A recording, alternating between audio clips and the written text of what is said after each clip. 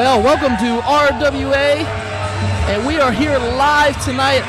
I'm Michael Doc Doherty, joined by the one, the only, the official Snapchat something. I'm telling you, Kincaid, Church is not here, luckily. It's just you and me, Doc, and, oh, by the way, we also have the man of tomorrow, Daniel Eads, with us. Yes, Daniel Eads, successful last month in defending the title in a steel cage, mind you, against big-time Bill Collier. And I wonder what the champ has to actually say tonight here after that victorious win last week. Probably asking people to give him some credit for defeating Bill Collier. It's night of the show. I don't have a match scheduled, so I figured I'd come do something to guarantee I get paid. You know how cheap, Dr. Fieldback can be. Yes, he doesn't pay people. Good, bro.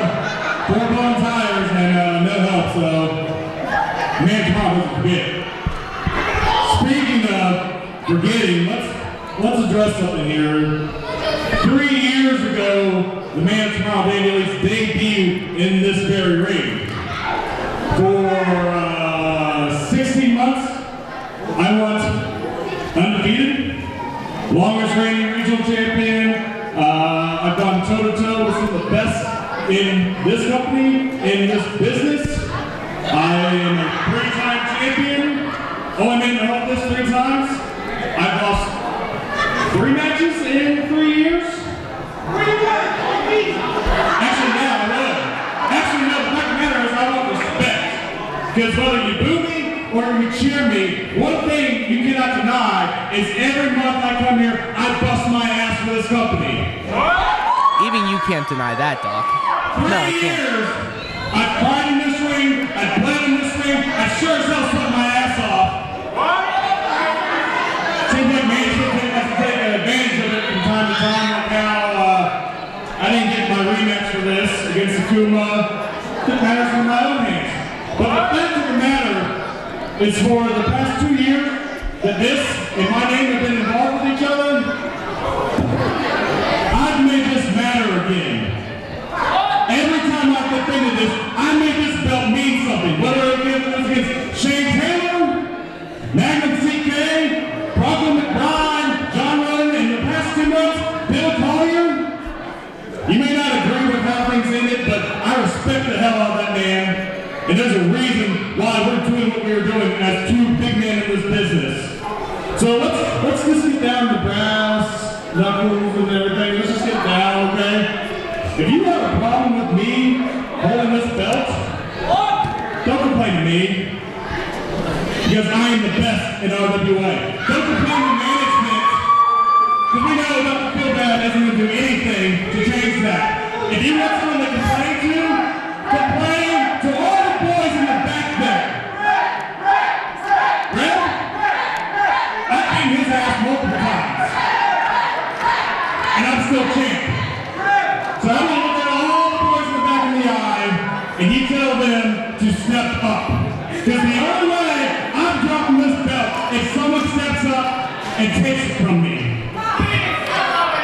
takes it from him? I mean, how many people have already tried and have not succeeded? I mean, I think we both could see eye to eye. People have tried and no one's succeeded. So, wait a minute.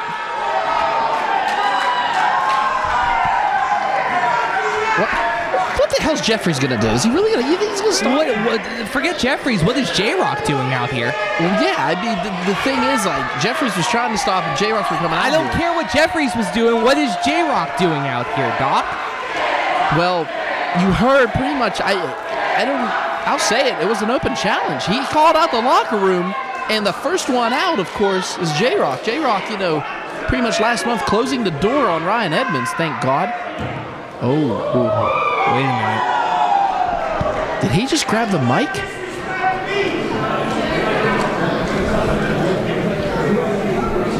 Can you tell what they're saying? I think, is he asking politely for a title shot? I don't know what he's doing. I mean, but I think he's trying to teach Daniel at Eads something here. It looks like a teachable moment. I mean, J-Rocc is, what can we say? You learn something from this man. Whether you're in the ring with him, outside the ring with him, But J-Rocc, I mean, he's wanted that for how long now? He's been in this company for 4 years. And J-Rocc... So you want a masterpiece tonight for this? You're the man that's going to step up?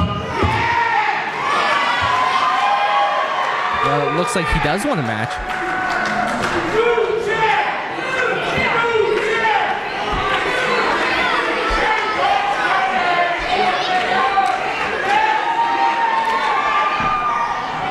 All right, come on. You got your first man to have the balls come out here. You're on.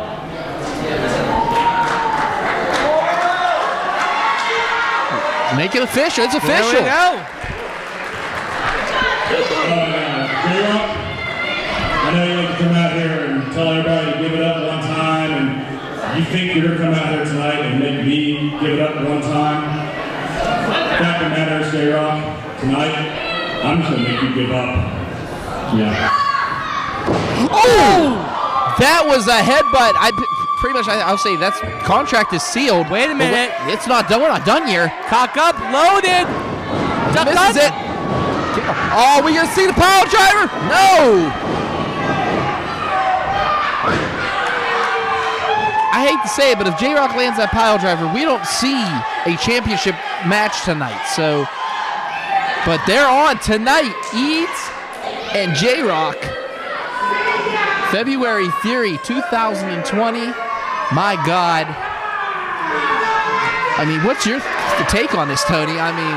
Well, J-Rocc is coming off a big win last month, but this is the biggest challenge he's had in a while.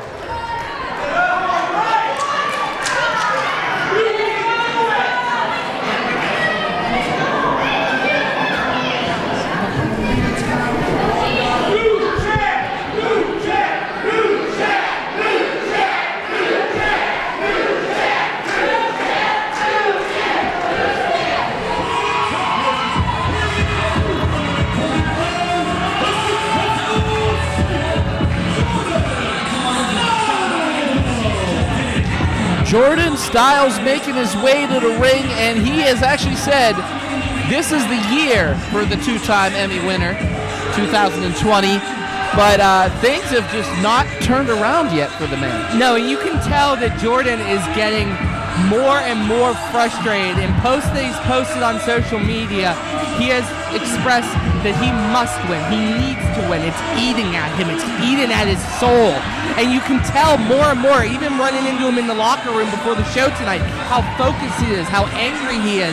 This is not the Jordan Styles that people would make fun of in 2019. This is a more obsessed Jordan Styles, I would feel. I think the obsessed is just to get that first win of 2020.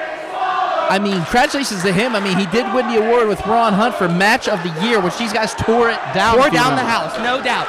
But the two-time Emmy winner needs gold in RWA. He wants it more than anything else, more than a third Emmy. Well, I mean, the man he's already letting his crowd get to him.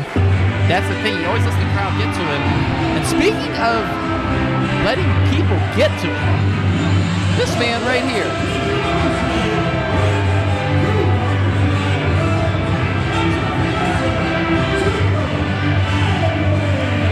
Professor Jakob Edwinn making his way to the ring. And Tony, you know, if you notice, a little change in style there. He's growing his hair back. My theory is he's just tired of hearing people call him Mr. Clean. No, it was winter break, Doc. Class has been out of session since December. Like, class just got back in. He hasn't had a proper chance to clean himself up. The classes just started back up. We're still in syllabus week, probably. Like, the professor is simply making sure he was comfortable during the holidays. Don't read too much into these things. All I'm saying is the man changed up his style. I thought the bald head was, you know, unique. And now, you know, you said winter break, but maybe we're going to see some changes in both of these guys right here. Now, wait a minute. They said their opponents. So Edwinn and Jordan are going to have to work together. And if my memory serves me right, this music right here. Your memory serves you right, Doc.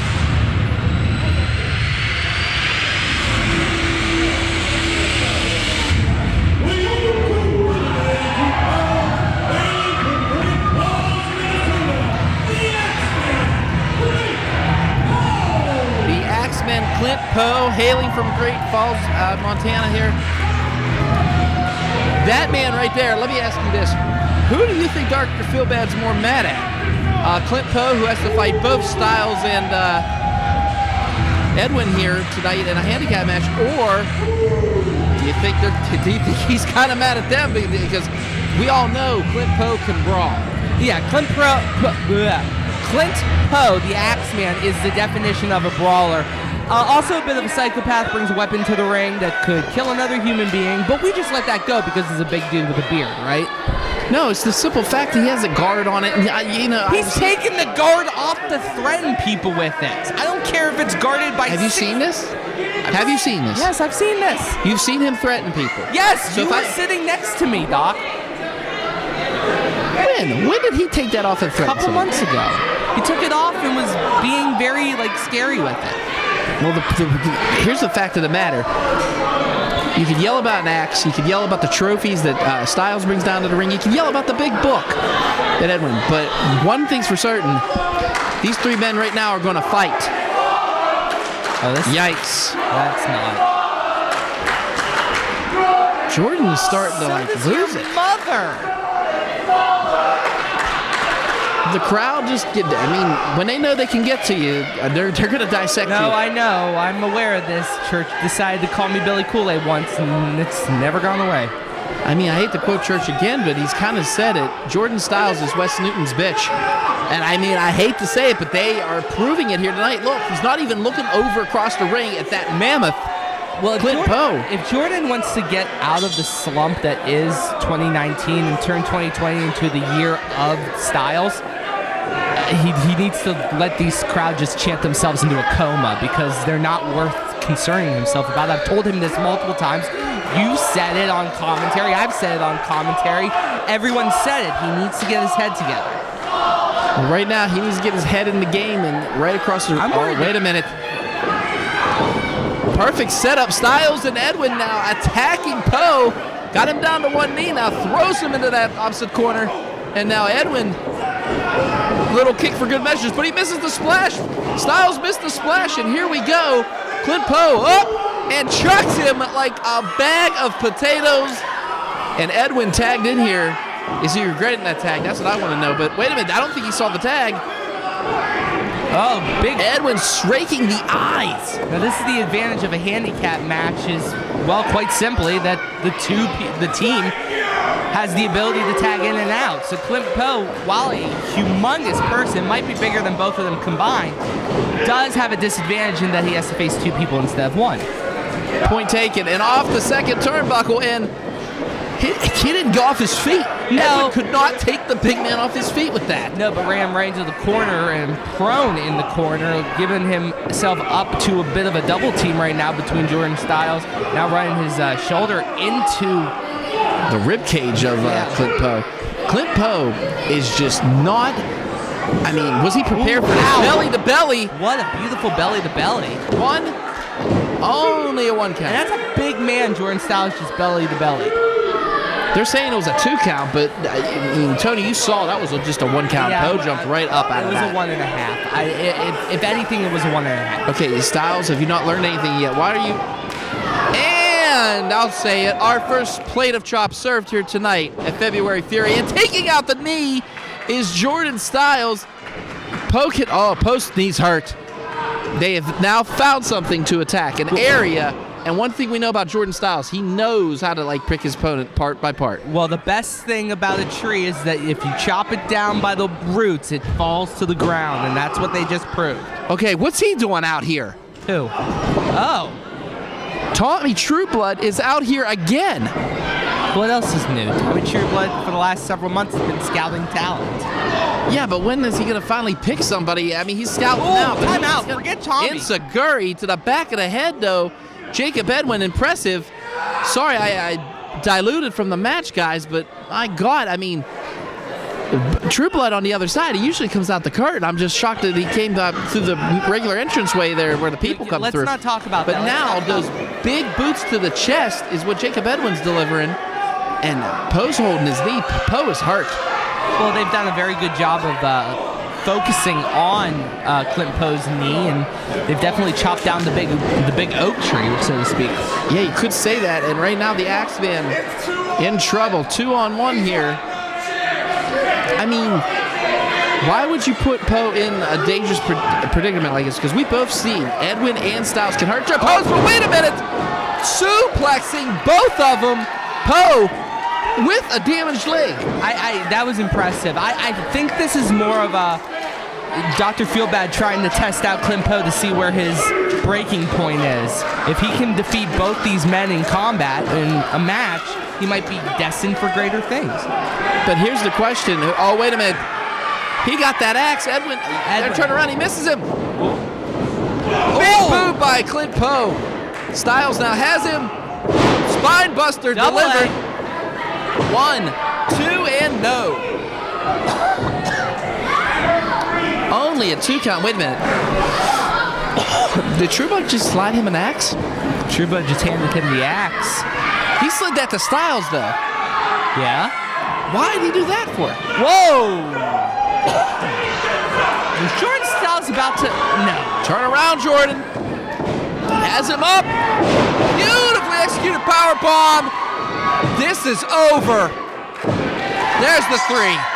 Clint Poe defeats both Styles and Edwinn in a handicap match. Oh my God, how the tables turned on that. Could you blame Tommy Trueblood for that loss, Tone? I don't know to blame Tommy or let's focus on the particulars here. That was a massive power bomb that Clint Poe just delivered. I mean, he threw Jordan Styles up in the air, caught him, and then just drove him into the mat. What power from the Axeman.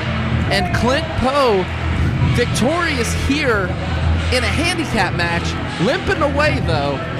He knows the next... tomorrow morning, he's going to know he was in a fight. But my God.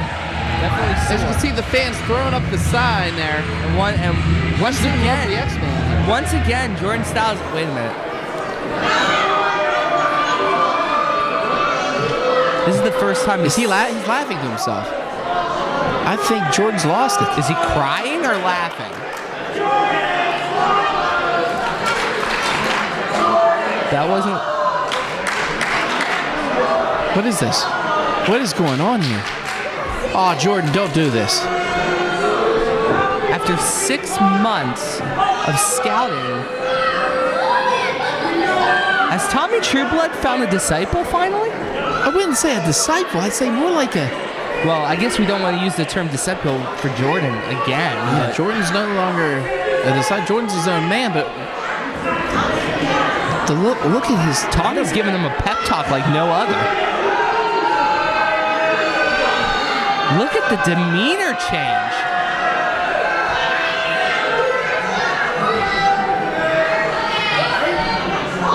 Doc, did you see that? I think Jordan just went from 0 to 100. He went from having his head down to his head held high solely on a talking to from Tommy Trueblood. I hate to say it, I think Jordan Styles has officially sold his soul. I think he's sold his soul to the devil, a.k.a.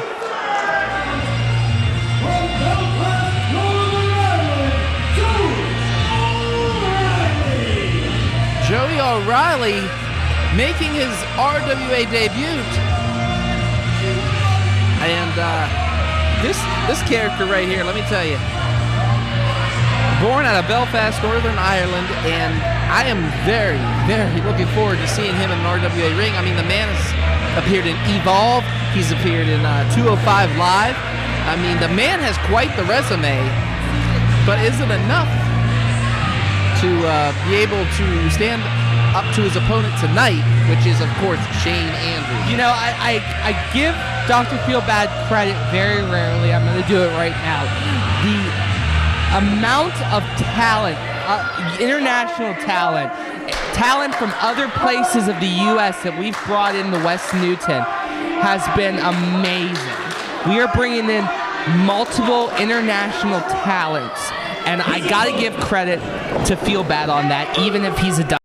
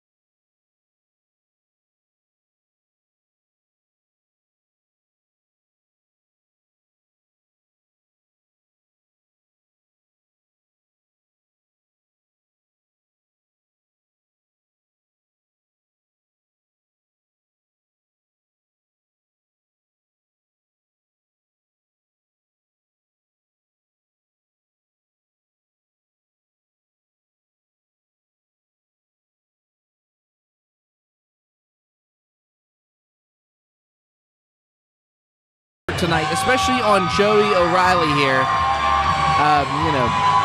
Ireland born here. And I hope Joey O'Reilly is ready, especially for someone who has held the RWA, has held multiple, RWA championships. Yeah, Shane Andrews in the past few months has become the measuring stick for new talent when it comes to RWA's locker room. If you can have a match that impresses Shane Andrews, you belong in RWA because he is not easily impressed. Oh, now he saw the sign. He saw the sign. We're good. He saw the sign. I think he probably played the Pat Benatar version. That's why it didn't work. And it's just... All right, let's focus. Yeah, let's definitely focus on the match here. Andrews taking on O'Reilly here. And like I said, Andrews has quite an extensive resume himself. You know, TNA. Oh, wait a minute. Here we go. Again. Mind games. Shane Andrews is the measuring stick for RWA. If you want to make it in RWA, you have to make it past Shane Andrews first. And have a photo shoot, I guess. I don't know what we were just saying. Say what you will about Shane Andrews, and me and him have not agreed all the time, but he is the measuring stick. Yes, he is. Trained by Mr. Fuji, and we are seeing the mind games Mr. Fuji was teaching just a second ago. And right now, Shane Andrews and O'Reilly back and forth here. This is Joey O'Reilly, and little push, little shove. A little bow there. That was like that was two different Helmsley gimmicks right there at once. It was weird. Yeah. Who cares about that guy? But I mean, Shane Andrews though, and O'Reilly now testing the waters because they getting a feel, I guess. And right now, Andrews twisting that arm, cranking it. Oh, how's your shoulder feel, Joey O'Reilly? Joey O'Reilly, he's going to go grab that rope and get out of harm's way. And now the bad boy has him in the middle of the ring there. And that arm, and whoa, what agility by O'Reilly. Wow, did you see him flip there and pushes the face of Shane Andrews? We've seen people push Andrews to the limit, and it's not pretty. Shane Andrews has rarely met up with someone who can match him in speed and agility. I think we might have someone who can. And like I said, this Joey O'Reilly is no joke. I mean, like I said before, quite an extensive resume here. And now squeezing the head. Into the ropes goes Andrews. Big shoulder block and takes O'Reilly down. Flips him off. Up and over. Look at the agility of the Irishman. And Andrews giving it right back though, off the ropes. Thought we were going to see a hip toss, but never mind. We are going to see one. Courtesy of Shane Andrews. Arm drag. And O'Reilly in trouble. Doesn't know where he's at. Another one. 2 arm drags. Those arm drags were violent arm drags. I've never seen an arm drag slam someone that hard. There is nobody. I can say this. I've seen many people in this company. What a drop kick to the knee, though, by Andrews. Shane, I know he's lying up for it. Here we go. A little bit of martial arts background. One more. He's asking the crowd one more, and I think the only one that doesn't want one more kick is Joey O'Reilly. One more. Here we go. Lines him up. Misses him. Did you see catching him with that back kick to the skull? O'Reilly's down 1, 2, and no! Only a 2 count. And Riley doing the smart thing and getting out of the ring after eating that volley by Shane Andrews. It's probably the only thing he really still had in the bag besides eating a 3 count. I mean, if you really want to get technical. Hold on, Shane's coming out to him. And now they're on the outside brawling here. Big punch by Andrews. Here comes O'Reilly. Misses him again. A big punch by Andrews. Good Lord, how's your chest? Joey O'Reilly. Good Lord, I think his nipple went to the 3rd row. And no! Against the apron. That nipple had a family. It did. Pardon me, folks. My God. I mean, his back was against the apron, which is the hardest part of the ring. And right now, throws him right back in the ring. Shane Andrews in control of this matchup, but he better be staying on his A game. He has to stay on his A game, and there it is! One hiccup by Shane Andrews, and O'Reilly is now in the driver's seat. He is capitalizing here. This is his first time wrestling in PA, by the way. And right now, he is showing the state of Pennsylvania, the West Newton faithful, that he belongs here in RWA. And multiple kicks. And that last one, that had to have taken Andrews out. Andrews is on Dream Street. 1, 2. Only a 2 count, says Bilbo Baggins. Bilbo Baggins. We're going to go with it. Sorry, Bo. Off the ropes. Big boot to the face, another one. And here comes O'Reilly again, sent on. What the heck? Bam! Holy shnikes! It's called a moonsault in wrestling. It might get 3 count. 1, 2. No! I mean, he caught himself. I was still on the handstand. Moonsault. And right now, he is just. Andrews is getting frustrated. I mean, that's all there is to it. This O'Reilly is just capitalizing. O'Reilly getting some massive air on that drop kick. Did you see how bad he just kicked him in the face with that drop kick? I mean, he landed that boot to cheek on that one. Oh. All right, now attacking the ribs. O'Reilly is, I mean, you know, you see a high flyer, you see agility, but you also see a brawler. I mean, when you come from Ireland, you're a brawler. Yeah, if you're Irish, you know about fighting, and that's not a stereotype. That's a legit fact. You have to fight on the streets of Ireland. And right now, O'Reilly showing that, and that drop kick. I mean, he put him up on the top rope, and Andrews just come crashing down. I mean, listen, O'Reilly's on top of this. Speaking to a kinsman right now, last name Kincaid, O'Reilly. Doherty? Irish too? And no one cares about you, though. Oh. O'Reilly's making a great showing, despite the fact that Shane Andrews now has the upper hand. But he is delivering those rights, though. Shane Andrews is. He's trying to come back here. And a poke to the eyes. Well, in a street fight, you kind of need to do whatever you need to do to get the upper hand. Lifting him up. Big suplex delivered. And now O'Reilly on top here. 1, 2, and no. Only a 2 count again, says our referee, Bo Browning. Yeah, Bo needs to kind of pick up on the speed. I'm noticing a lot that Bo tends to get tired in matches, probably because he misses the Shire. His counts slow down. And now dropping that knee into the spine, Joey O'Reilly. And he has him right in the middle of the ring. And he has that reverse chin lock applied. And he's just squeezing the air out of the bad boy, Shane Andrews. Well, Shane Andrews is such an agile figure that keeping him on the mat might be the way to victory here for O'Reilly. And right now, O'Reilly has this. O'Reilly could be coming away with his first win, especially against somebody like Shane Andrews. And oh, wait a minute, chin breaker though. Andrews trying to take away that momentum. Here he comes off the rip and big leg lariat by O'Reilly. That was beautiful. 1, 2, and no! Again! Andrews oh, no, wait. O'Reilly's not giving up here. 2 again. Joey O'Reilly is one big move away from a massive upset, and he's a talented individual. This would be an upset. I mean, he's held the IWN Heavyweight Championship for over 788 days. He held that championship. And now, rocker dropper? Hey, we're going to go with it. 1, 2, no! just in the nick of time, Shane Andrews kicks out, and this is why Andrews has held multiple championships. It was actually here in RWA. less of a rocker dropper and more of a Booker T style axe kick, but man, was it effective! Almost got the 3 count. It was very fluid. Yes, very fluid. Very fluid. And right now, O'Reilly's setting him up for something here, and if he goes that top rope, it's about to get ugly here. And oh my, here we go. Oh, wait a minute. Again, the West Newton crowd trying to get into the head Doesn't here. matter because it looks like he's about to go flying. Has him up. Whoa! Oh, he landed to his feet. Big kick, and now Andrews is just, he's out. O'Reilly's out. Night. 1, 2, no, and O'Reilly kicks out. O'Reilly landed on his feet from that. Did you see how much rotation he had on that top rope maneuver? Yes, I do.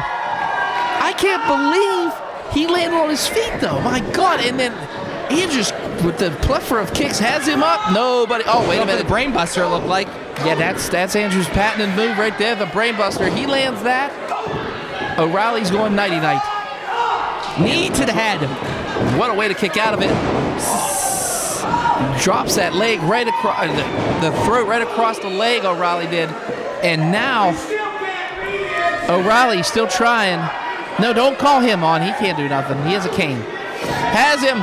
Oh! Throws him. Belly to belly into the turnbuckle. Wait a minute. Oh softens him up for it. Drops him. Brain buster. This could be at 1, 2, and 3. Welcome to RWA. Joey O'Reilly. Shane Andrews victorious here, but Tony, give it up to Joey O'Reilly. I will give it up to Joey O'Reilly. Man, oh man, he was one big move. Just got caught by the lower end of the turnbuckle on that belly to belly. And he might have won if it wasn't for just one hiccup and Shane Andrews, being the veteran he is, taking advantage. All right, but Shane Andrews victorious. Cut the music, Wheels. First of all, I don't give a shit what Daniel Eads says. I'm the best wrestler here. Second of all, I'm sure what you were doing, kid. You try to come to RWA, and you're gonna make a name for yourself. But not against me, bitch. Ouch. On a serious note, everybody, give it up for this kid right here. That is one hell of an athlete.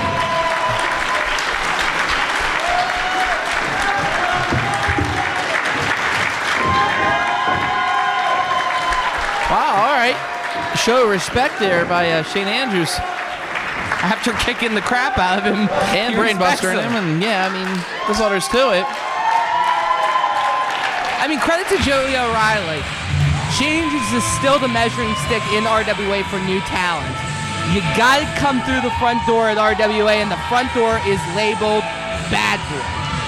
You got a point there, Tony, but the thing is, where does this road take Shane Andrews? I mean, we've seen Shane Andrews now, deal with Nick Nero for months. And, I mean, what a hell of a match that was. But then again, I just want to know, where does 2020 take the bad boy, Shane Andrews? What a hell of a match here, February Fury. Give it up one more time for the bad boy, Shane Andrews.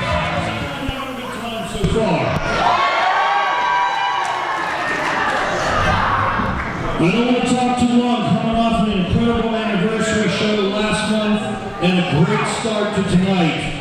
I just want to say a few special words to someone I think has been overlooked far too long. We just recently did the awards, but there's one award I think has been left out. For 11 years of perfect attendance, and much more than perfect attendance, also a good friend and a loyal ally. 11 years perfect attendance. A gentleman that introduces the stars by playing their music, Aaron West.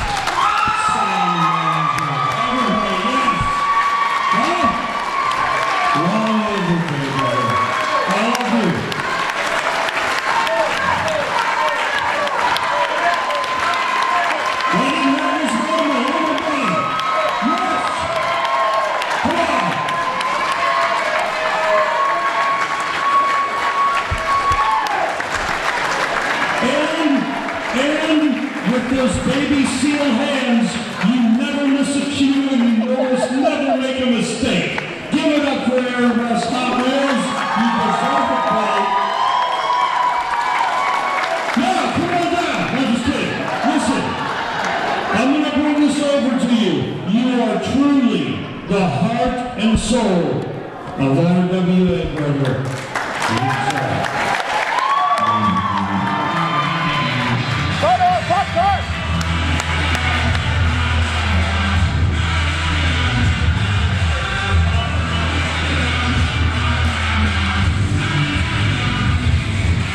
Oh, you're going to interrupt. You're going to interrupt this right now, Cicero.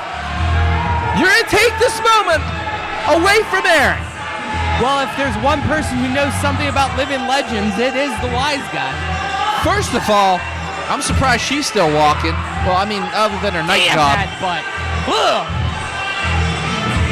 Tony, Sorry, I blacked out for a second. First of all, he doesn't need the... Why would you do that?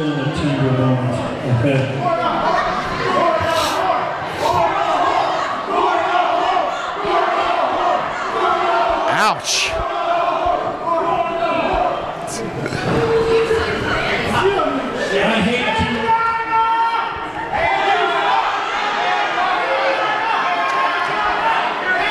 Man, this crowd just doesn't come up with new material ever. They might not... It works, though. It shuts him up. Thank God. I hate to interrupt this very special moment. Well, it touches me to the bottom of my heart, Aaron. I feel bad. But you see, there's something that I need to get off my chest. Speaking of chest, could we have that shirt cut any lower? You put your hands on Alexa last month. That is a true statement. He did assault Alexa. Well, she shouldn't have stuck her nose in that business. I mean... He speared her. He speared her. At least he didn't hit her. Look at the bright side. Maybe she fell.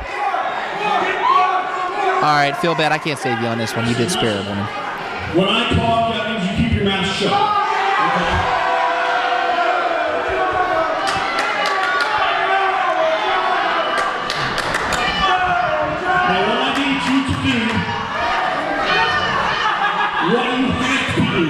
What you owe it to Alexa to do is to get on your knees and apologize.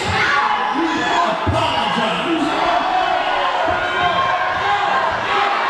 It's a fair point. He should apologize to Alexa for spearing her. You know what I mean? That's what a gentleman would do. If I must say, she's been speared hundreds of times. I don't see why I have to apologize. You rat. He said it, I thought it. Jesus. She's not a saint, Tony. I don't know if you know She's that. a lovely woman.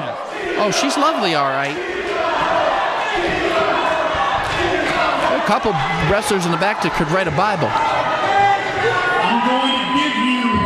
Hey, shut up. I'm just saying. Does golf ball through a rubber hose mean anything? Jesus Christ, shut up. One more, okay? Think carefully about your response. Apologize to Alexa and do it now. We really need church here. I'm sorry that I didn't do it twice, but I don't have a body condom. Ouch! He did shower like 3 times that day, so, I mean, kudos to both him and us. Just saying. Listen, shut up out there, right?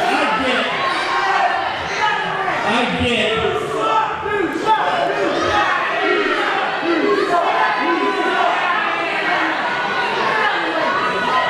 Let me ask something about your friend Aaron over here.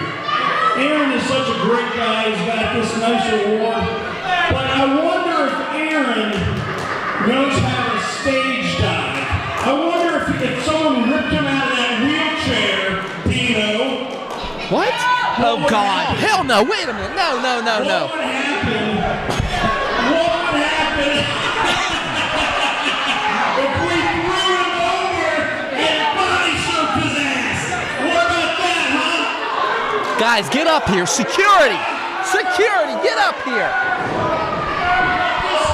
You want this? I will sit there and have it roll right off the stage.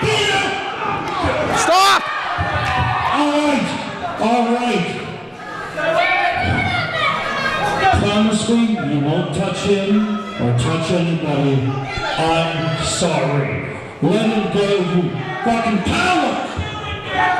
Go. You see? Are you kidding me? That wasn't so hard. I told you I am not gonna hurt you. Oh! Down goes Feel Bad. Seriously.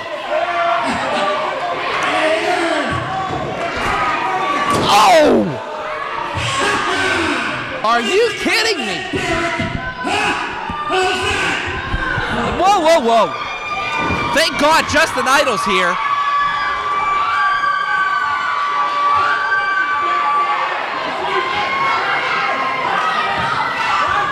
Whoa. Justin Idol? What the hell are you doing out here? You can't even win a fight against your own life, let alone Jimmy Cicero. Oh. I think you've got other problems to worry about right now than dealing with one of the living legends. I mean, Idol is looking more disheveled by every day. Yes.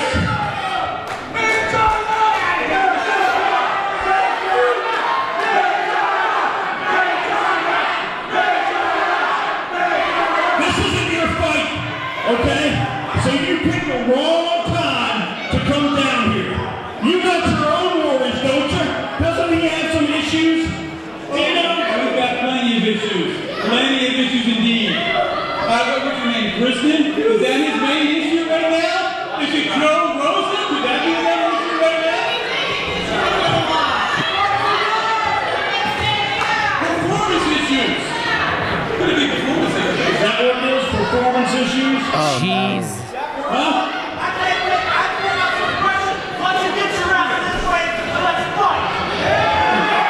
Sounds like Justin Idol wants to fight with the wise guy.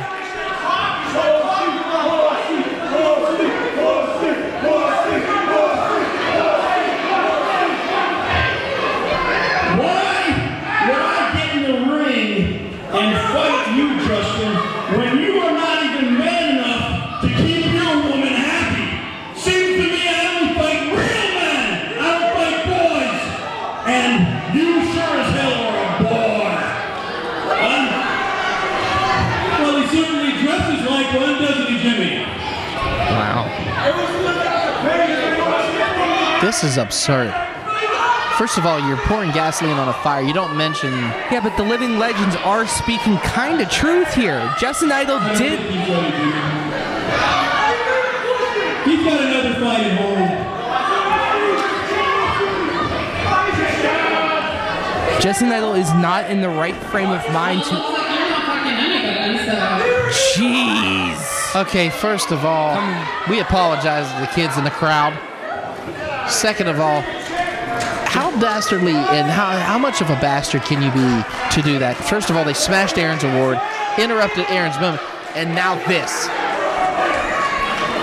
I mean, Cicero is kind of telling the truth here. They are pathetic. Pathetic.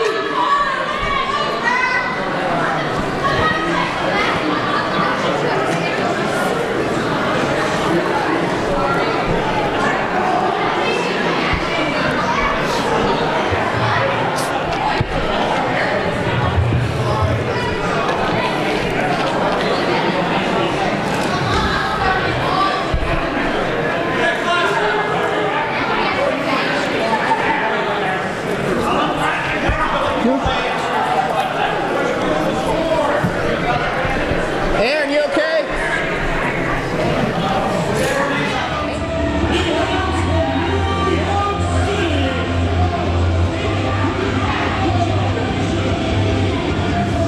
Oh my God.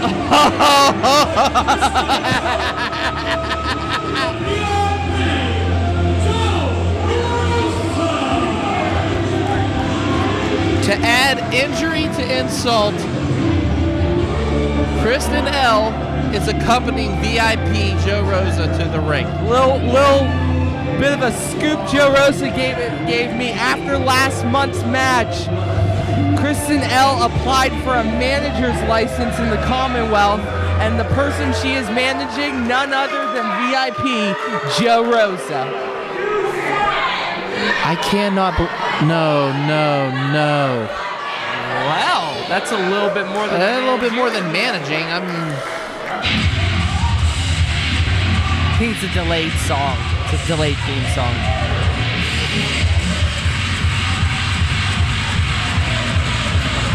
Maybe on his way now. Crash Jaxon, and I still can't stop looking over there. And we said Wheels doesn't screw up songs. All right. He wasn't coming out to his music. Oh, okay.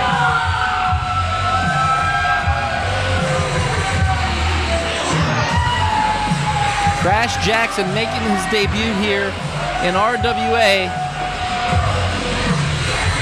Looking like the hybrid of Zack Ryder and Bray Wyatt over here. I wasn't going to go there. I was going to say, reminds me more of a Hugh Morris style. I really want to get technical. But is Joe Rosa ready for Crash Jaxon? I mean, this man was trained by Ohio versus everyone's own Dave Crist, pretty much the OI 4K Academy. I mean, this man's been in the ring with wrestlers like Sami Callihan. Hold on. Let me walk you back here for a second. Did you just ask me if Joe Rosa was ready for Crash Jaxon? Yes. Is Crash Jaxon ready for the VIP Joe Rosa is the proper... Joe Rosa. I just wonder if his mind's even in the match. I mean, you know... His mind is in a lot of things, but I'm sure... Hey, nice little respectable handshake right there. Hold on. His mind is definitely on the match right now. Well, wait a minute. He shook hands. He never does that. Maybe Kristen's turning in a new leaf here for Joe Rosa. Would make sense. Locking up here, and love knows nothing like the softness of a woman's touch, Doc. Okay, I'm going to pretend you did not just say that, and I'm going to go back and that was a clean break right there. Mm-hmm. Something you don't see usually with VIP Joe Rosa. Just saying. He's been touched by an angel. Touched by an angel, huh? Cupid's arrow has struck Joe Rosa. I don't think the ink on the divorce papers hasn't even dried yet. That's but it's there, so it's legal. But then again, who knows? I mean, again, Rosa now. Rosa showed last month he cares more about Chris and Elle than her husband. Well, now stop it. Stop it. I mean, he did. I mean, Joe Rosa had Idol to the point of insanity by the time they were fighting. You've seen the months of torture. And right now, Crash Jaxon has that arm. Rosa now twisted. Oh, man. Crash Jaxon trying to move here. And now Jaxon has him. Hammerlock applied. And now, he was going for the hair, but now the headlock. And Joe Rosa could have had a handful of hair there. It just stopped. He just stopped. Maybe this is what Joe Rosa needed. As much as I hate to say it, and as dastardly as he did, and shoulder blocking, he did not move Crash Jaxon. That was a good... Let's see. Oh, now he's going to go ahead and deliver it. Oh, no, not moving the VIP. All right, we're tied 1-1. See what happens here. Both of them go. Here they go, and boom. No, nothing. And Joe Rosa and... Okay, they decided again to go for it, and has it.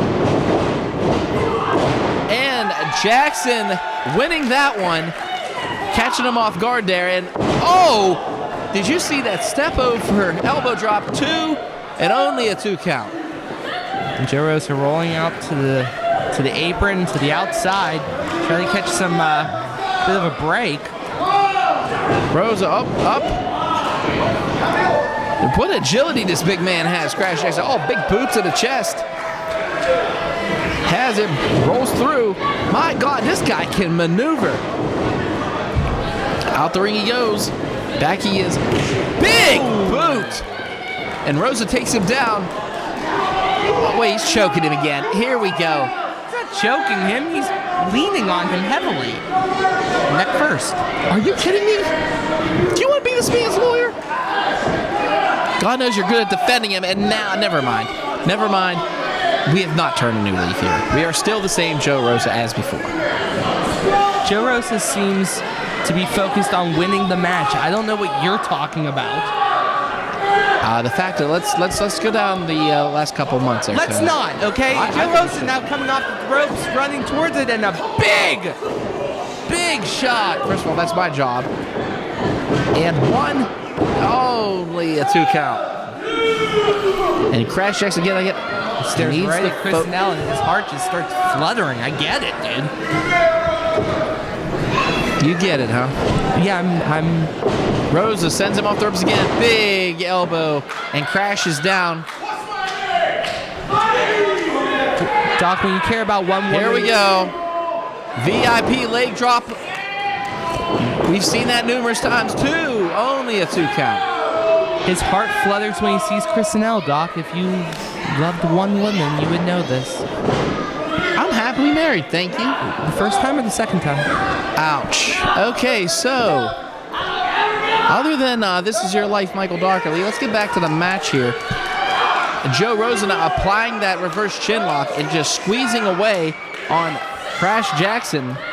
I mean, this Crash Jaxon has, again, more to talk about here. Power lifter.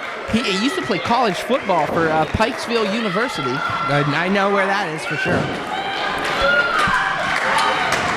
And, I mean, the man has power. I mean, and the thing is, if you think about it, he made it here at RWA after surviving fights with Sami Callihan. Mm-hmm. You know, both Crists. Mm-hmm. Rhino and Sandman. I mean, the man has quite an extensive resume. So he's been in there with some of the toughest of the tough in the professional wrestling business, including this man right now, Joe Rosa. Reversal. Misses him. Here comes Crash. Takes him over. He's just throwing that shoulder into VIP. VIP doesn't know where he's at, the club or the wrestling ring. My goodness. Throws that back elbow. I mean, this man is just running like crazy. Reminds me of like a Sonic the Hedgehog. He's just everywhere. Off the ropes. Oh! What a Okay, maneuver. that was pretty. Okay. My goodness, up with a dropkick and then just reversing. He has him. Sends him. Spin out One, side slam. 2. Only a 2 count. My God. How did Joe Rosa kick out of that? That was a beautiful spin out side slam. Sort of had some F5 rotation to it to increase the impact. And Joe Rosa just barely kicking out. Now looking for Chris Nell to give him the strength to continue. I don't know how she's going to give him the strength, but he should turn around right now because Crash is lining him up for something here. Has him. Ripcord? Yeah. Ripcord knee. Has him off the ropes. Big discus. And he's down. Discus forearm, but wait a minute. Rosa rolling out the ring. You're not going to get a 3 count that way. Crash Jaxon is not used to the size of this ring and was unaware of how close Joe Rosa was to the apron. Oh my God, here we go. Everyone move. The big man flying. Are you kidding me? He just threw Chris Nell in front of him. He didn't throw him. Oh, quite the gentleman, Joe Rosa is. No, he just pushed her into Jaxon. Are you kidding me? Chris Jaxon, hey, I give credit where credit's due. Has him. Oh, no. VIP has him up. They delivered. Oh, here we go. No. If he lands this, damn it. Pedigree applied. 2, 3, it's over. How could she clap? How could she clap? Because she gets 20% of the winning purse as a manager. Duh. But also because her client won. Here's the question. Is it client or lover at this point? Potato, tomato, Doc. Potato, tomato. Did you really just use potato, tomato with me? Credit to the VIP Joe Rosa giving Crash Jaxon the VIP treatment and sneaking out of here with a win. Not sneaking, I'm sorry. Winning this match handedly like the VIP he is. You'll say sneak, I'll say win handedly. Let me ask you this. Is Justin Idol watching this right now? And I want to know. If he is, he's probably crying in some Ben and Jerry's. You really just went there, didn't you? Yeah, I did.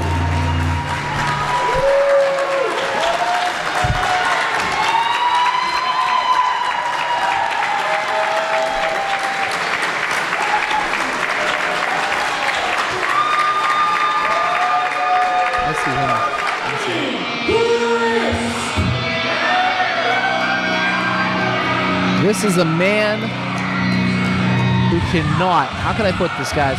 You do not want to mess with Dave Crist.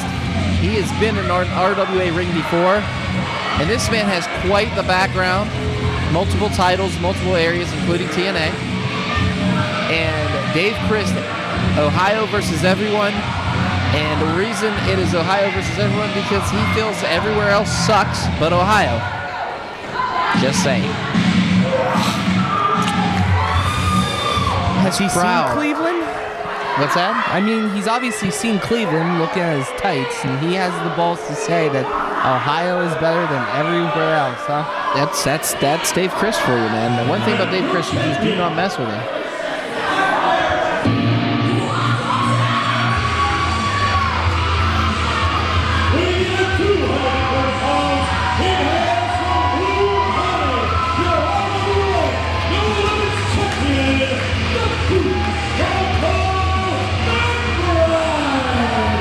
Death Proof Bronco McBride making his way to the ring. What can I say? Our No Limits champion. And another thing, too, the master of disguise, you could say. Can we drop that? No, we're never going to drop that. I mean, the fact that he fooled everybody in the building as El Bronco Loco. He didn't. Yes, he did. He fooled everyone with an IQ of 3. First of all, I have 3 college degrees, thank you. In Sims 4, Doc, it doesn't count. But I will give Bronco McBride credit. He did retake the No Limits Championship last month in a very violent dog collar match against Wise Guy. Oh. How are you guys doing tonight? First and foremost, I gotta thank RWA real quick. Last time I was here, I wrestled Sanjay Dutt, and I beat the trash out of him.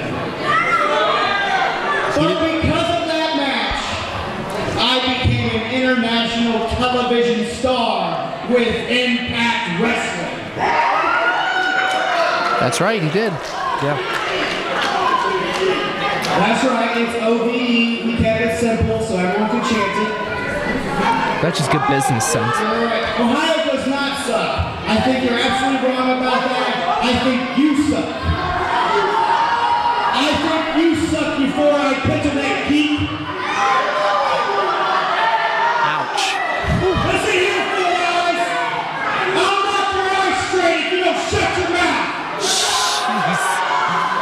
I'm getting sick and tired of you West New trash talking trash to me. So shut your mouth and listen to what I have to say because I come from the greatest state of them all, Ohio. See, I told you. He's really big on Ohio. I mean, that's where he's from. Like I say, Dayton, Ohio. Now that we got that out of the way, I normally don't do this, but after I beat you for your title, you're going to shake my hand. And if by some happen chance that you beat me, I'll shake your hand. How does that sound to everybody else? A good old-fashioned handshake at the end of the match for the winner.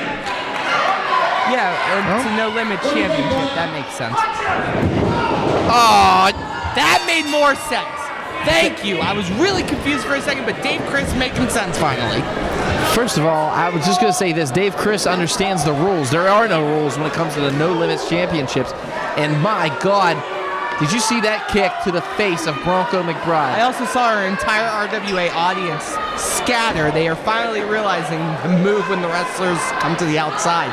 Thank God. Well, Dave Crist is one you do not mess with, but then again, he's never been in the ring with Bronco McBride yet, and right now he's about to just get a, he got a face full of apron there. And right now, Bronco McBride taking him for a ride here, giving him a little tour of Pennsylvania, because, Ohio's so great and all. He's going to eat. And, ouch, face first off that steel chair again. That's Pittsburgh steel, guys. It's not that Ohio steel. That's Pittsburgh steel. And right now, Bronco McBride, kick by Crist. And now Crist with a couple kicks there. One to the rib, one to the head. And now, Dave Crist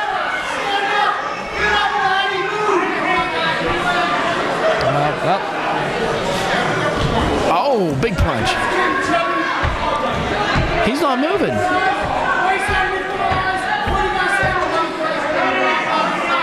Yeah, security needs to contain him. I mean, one thing about Dave Crist, loose cannon. We've seen that. We've seen that. You see it every time you watch Impact Wrestling. Dave Crist is the crazy one in a group of crazy people in OVE. I mean, the man. Oh man, wow, he has like one or two. I mean, when you look at Sami Callihan and then look at Dave Crist and say Sammy's the sane one, that's saying something. You have a point there. You do have a major point there. I mean, have you seen his brother? Yeah. Okay, so a little bit of unstableness here. It's an unstable family. Oh, big kick by Crist, though. Catching Bronco. Bronco's going to the outside there for a suicide dive, and Crist just catching him. And now Dave Crist taking advantage of him, and oh, big overhand punch. He likes to refer to that as the Garrett. So dropping the Garrett was Dave Crist, and I was told, I know, but I was told in the beginning of this program that if I didn't call these moves to Dave Crist's liking, that I was going to get an Ohio beatdown, and I don't want an Ohio beatdown. And oh, big kick! What a! Did you hear that one? I heard it. Jesus! And now big headbutt by Crist, and now Crist is starting to fight with the audience. He needs to focus on Bronco McBride. I mean, look at last month. Cicero focused too much on the crowd, I thought, and that was a big advantage for Bronco McBride. And right now, Dave Crist has to understand this is basically just a brawl for this title. There is nothing else there. And right now, Dave Crist taking advantage of a weakened Bronco McBride, but again, focusing on the crowd. Well, Dave, you have to say that Dave Crist is focused on the crowd because he said it earlier. He hates everything not Ohio, and that is something that he shares with his OVE brethren. Now, big boots right in the opposite corner. Did not mean to cut you off, Tony, but my God, did you see Bronco run into that? And oh, look at that. Oh, never mind. Only one kind of tricked everybody there. Thought we were getting a moonsault, and no. Well, mind games are part of OVEs, but when you talk about Sami Callihan, Dave Crist, Jake Crist, and Madman Fulton, OVE, you're talking about more of a brawling, physical, destructive style. And that's what those four men bring. Dave Crist is built from a cloth of destruction. Well, I mean, my God, this man is kind of taunting the crowd himself. Then again, Dave Crist, pretty much mind games central when it comes to this man. Some say that Ohio is for lovers. I think Ohio is for killers. And we're seeing that right now. 2 and only a 2 count. By the way, every punch Bronco feels. Yeah, I have to refer to those as Mayfields. Really? Yes. So they'll probably be easily intercepted. But I won't get into that. Sorry, Chachi, I know you're probably editing this. But back to the match at hand. Bronco slow to get up now. Crist lining him up for something. Big boot by Bronco. What a momentum stealer there. I call that the AB to the face. Here he comes. Suicide dive. People move when you see a charging 300-pound man. I would move if I'm everybody. Bronco running. Up and catches. What a suicide dive again. We're going to go all four corners here. Looks like Crist is trying to block him as much as humanly possible. Running, takes him out again. I guess we're going to go. We got one more to go. North, south, east, and west. Takes them all out, and have a seat, Dave Crist. You just got four-sided, you could say, by Bronco McBride. Death proof. My God, and now delivering the pain is Bronco McBride, your two-time No Limits champion. I can't believe Bronco McBride looks as fresh as he did. I mean, he took a beating last month at the hands of Jimmy Cicero. I mean, he well earned his title back. No, and it probably has something to do with the fact that he's, Whoa, wait. Catches him. Oh! Had him up there. overhead Kristen suplex. Trump has For him. another one. He is just throwing him like a bag of potatoes here. Big leg lariat. And now Crist is down. I mean, 1, 2, and no. Bronco McBride cannot. Then again, it's going to take a hell of a lot more than that to defeat Dave Crist. No, but Dave Crist looks like he just saw the schedule for the Cleveland Browns and realized they only have maybe 4 or 5 wins this season. Okay, first of all, that is Tony Kincaid making those comments about the Cleveland Browns. Michael Doc Doherty, P.O. Box 217. Stop it. All right, has him. Sends him up as the corner. Here he comes, and misses him. Crist now up. Catches him. Cutter. Oh, wait a minute. It did nothing to Bronco. It fired him up is what it did. But then again, I mean, Bronco got that little bit of momentum juice. And then as soon as he laid that clothesline on to Dave They Crist. call that Corona, Doc. Oh, well, hey. I mean, the man can drink. I've seen it. We've all seen it. I mean, the man has a Heineken tap on his shoulder pads now. I don't know if you've noticed or not. No, because I'm blind, Doc. No, you do miss a lot. I'm not going to lie here. But right now, Do we want to talk Never mind. we're not going to miss anything here. And Bronco, the first one up, has Crist. I was going for a second, and shenanigans. That's what he calls it. No, I believe you. Okay. Your call was weird, that's all. I got to get these right. If I don't, R.I.P. me. And right now he's at the top rope, so I'm going to say R.I.P. the Bronco. Big stomp. That's it. We got a new champ. 1, 2, and no. Oh, my God. Bronco kicked out of that. Wow, that was a big... The air that Dave Crist got on that double stomp was huge, and Bronco just able to kick out after the shenanigans was hit as well. And I am just impressed with Dave Crist's moveset here, bringing all the stops, but Bronco, being death-proof, is eating it all.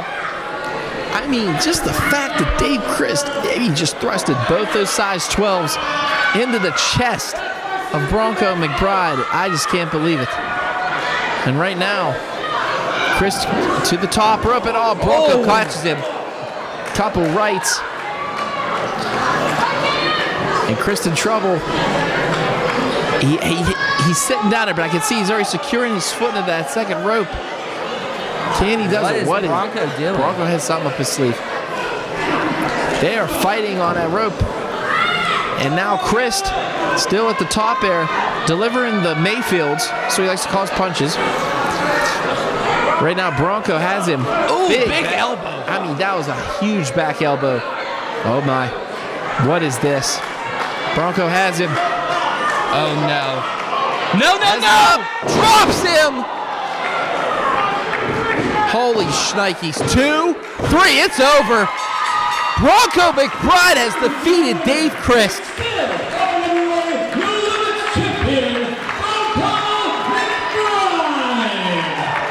Bronco McBride victorious. Tony, our No Limits champion, has just survived a fight with, that's right, Ohio versus everyone's own Dave Crist. I can't believe it. No, it's an impressive victory, and I feel bad for Dave Crist. He's going to have to go back to Cleveland, go back to Ohio without a title, but they should be used to that by now. Ouch, Tony. Just ouch. All I'm going to say is this. I know what it's like when your football team doesn't win a title, folks. So if you've been watching us and you're from Cleveland, myself and the Atlanta Falcons feel you. But hey, you know who does have a championship? That's right, Bronco McBride. And he is the two-time No Limits champion. And now Dave Crist has to shake his hand. Well, credit to Dave Crist for having a good, hard-fought match, inches away from winning that title. But yeah, those were the stipulations, I guess.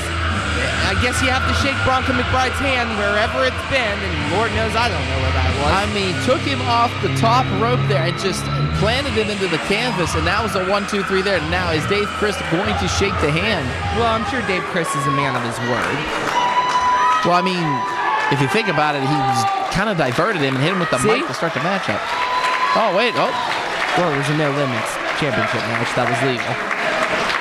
Shakes his hand. Big bow. Very respectful. All right. Dave Crist. Good stuff. Good stuff. Wow, Dave Crist, man, you were right. A man of his word. A man shook of the hand his of word. Bronco McBride.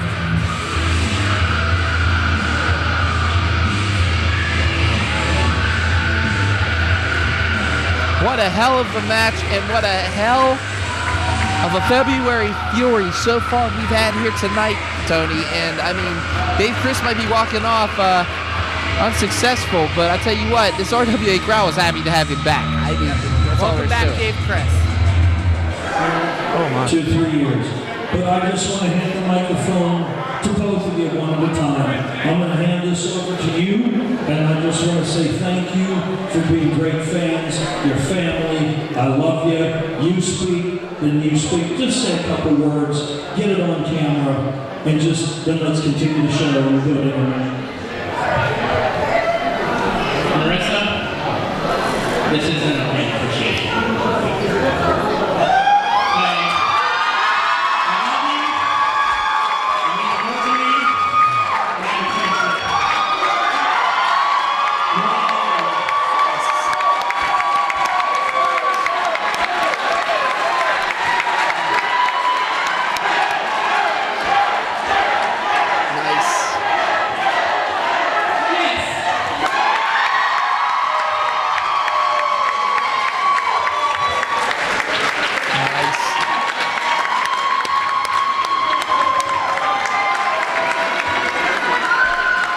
That's awesome. That's how you pull the swerve. Right there, pull the swerve. Can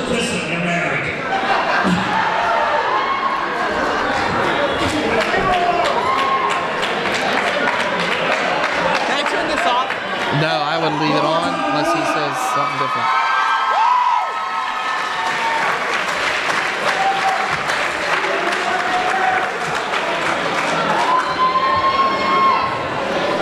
Marissa, Craig, and Jason, give a round of applause. How's that, huh? On video forever. You couldn't see that, could you?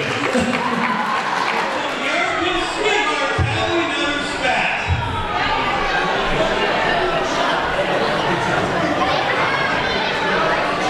Hey, look, guys, Dr. Phil is not coming out today to help you two, okay? Seriously. Why don't you just take your little bodies back there, take your pants with you, and go back in the back and do things back there. This is where living legends are, okay?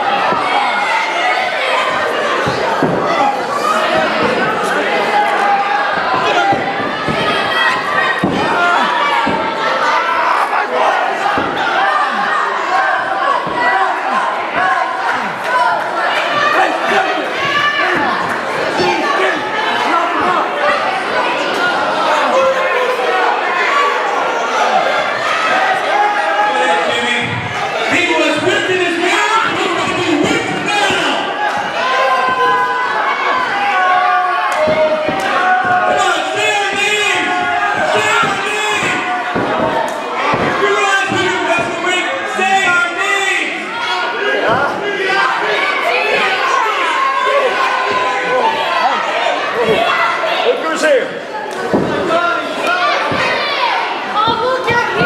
Say our name. It's Joe Rosa.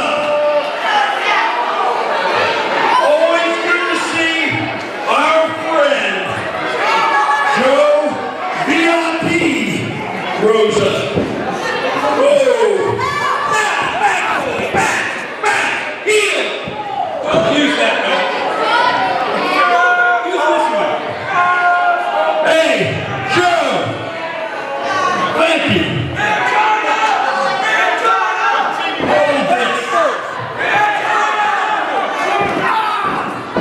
Say our name. Say my name. Living legend. Say it.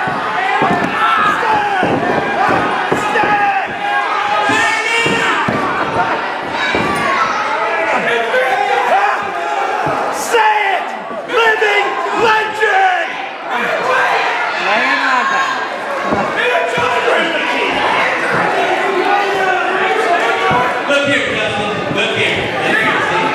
And here. There it is.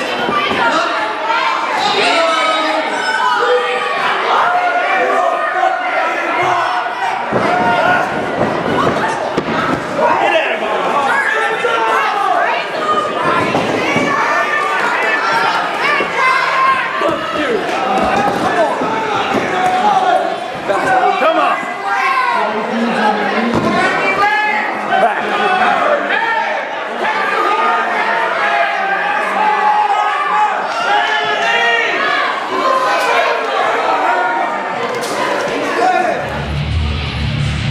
All right, making their way into the ring right now are tag team champions, the Sons of Liberty. No love for these guys.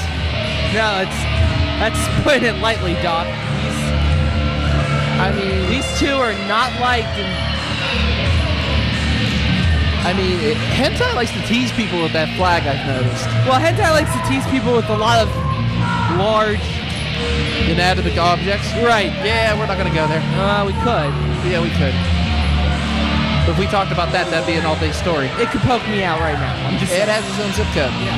That flag, that big, giant, big, huge, massive flag. Anywho, we have a unique opportunity tonight to see the Sons of Liberty do what they do best, which is dismantle people. So, but who is going to be? It's pretty much an open challenge. I think right now. It is an open challenge. We do not know who they're facing. I've heard rumors and speculation, and none of it makes sense to me. So I'm interested to see who they're facing. But let's talk about what we do know, which is the Sons of Liberty are in this matchup. And these guys, since they won the RWA Tag Team Championships, have been vicious in defending this title. They have run rampant through the RWA Tag Team. And that's putting it but mildly. Squeaking away last month, though, against Gory and Stevie. Yes, but vicious beyond all measure. These two are... what's the word I'm looking for, Doc?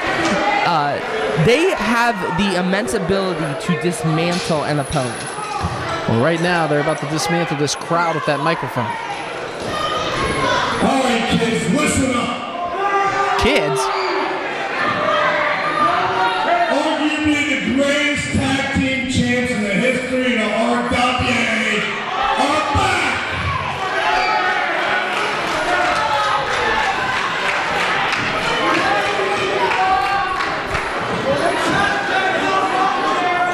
And guess who isn't? Little skinny crazy Steve and this paint-faced weirdo ain't gonna have a chance at the straps tonight. And even if they did, it wouldn't matter. We're just too much men for them little boys.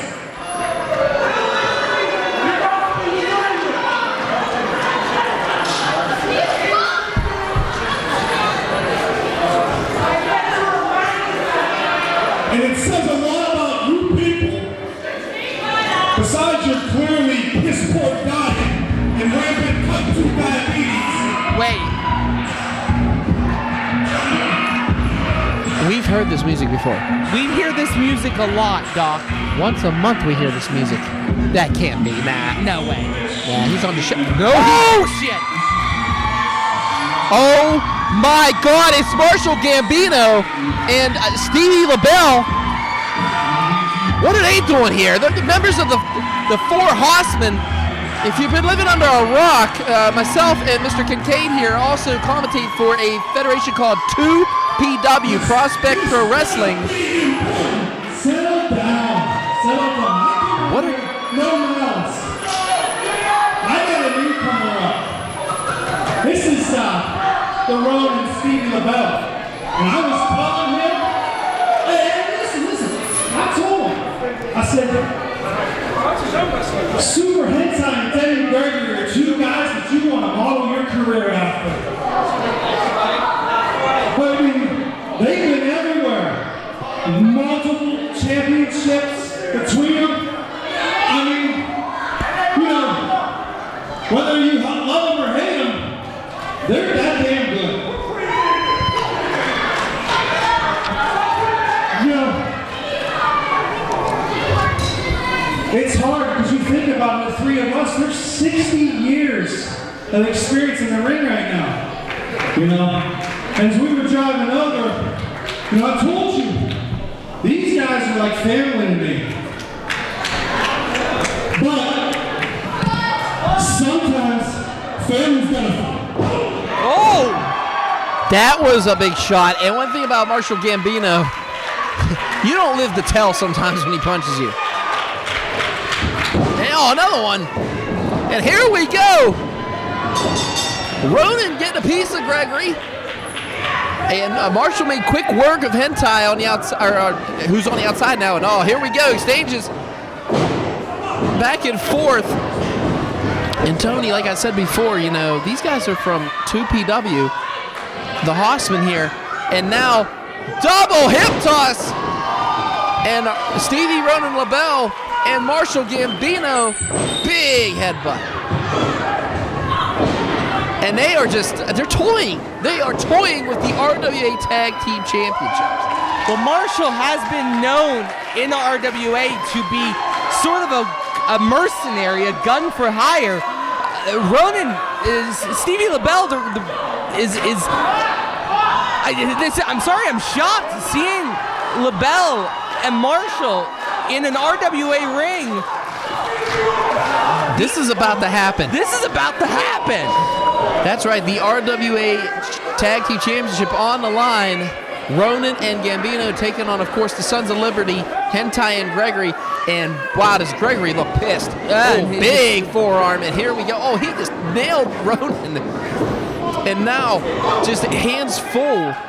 The War Machine. You don't piss off the War Machine, and that's what Gambino did. But then again, Gambino, I mean, the man has struck so much fear in this building, the cops were caught on it. Yeah. For God's sakes.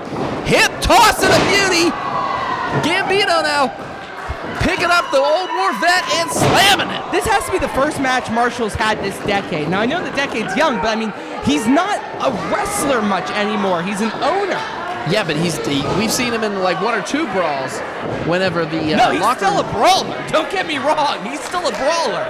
And this is a wrestling match, not a brawl. It doesn't look like he has missed a step, and now we get to see Stevie LeBell here. Last time LeBell was here, I mean, if you think about it, him and Philip Archer, they were injured at the hands of Gregory and Hentai. I mean, they had to be helped out of here. I mean, it was just a, I want to say, it wasn't a bad match at all. It was just Gregory and Hentai took advantage of two young kids. Well, back when Stevie LeBell was here, he was a young kid. Since then, he has experienced the trials and tribulations of being a wrestler, and he is no longer a kid. This man is a vicious fighter.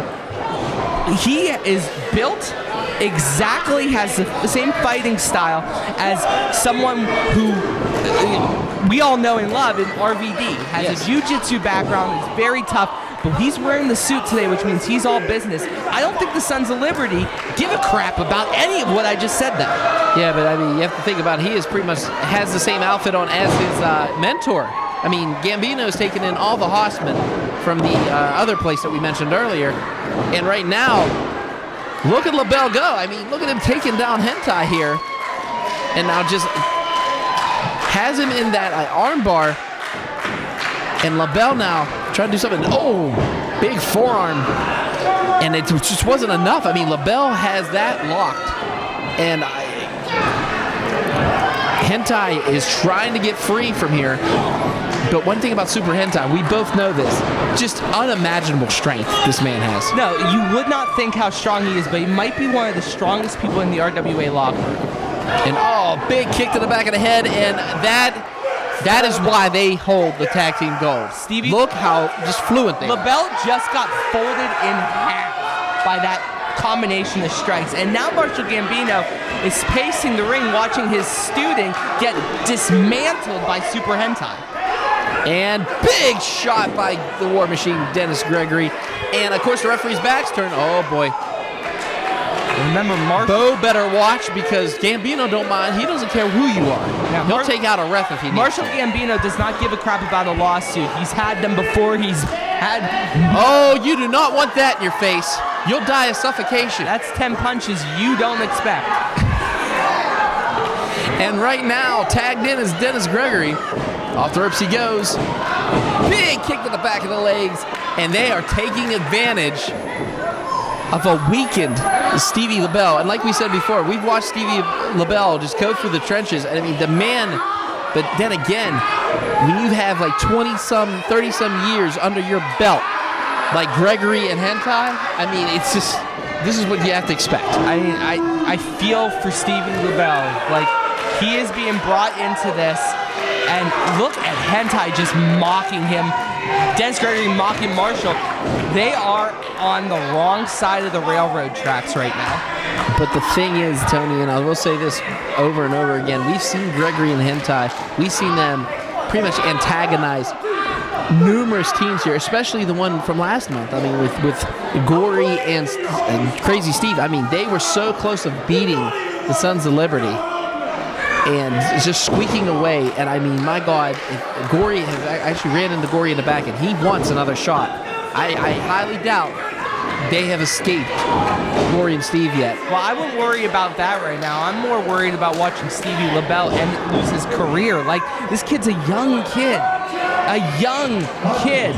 And he's getting massacred by the Sons of Liberty right now. Well, right now, I mean, the tag team wrestling, they're making Marshall, his temper, work against his own team here. They're getting Marshall to come out. Referee's turning his back, and that's when they're delivering the double team tactics.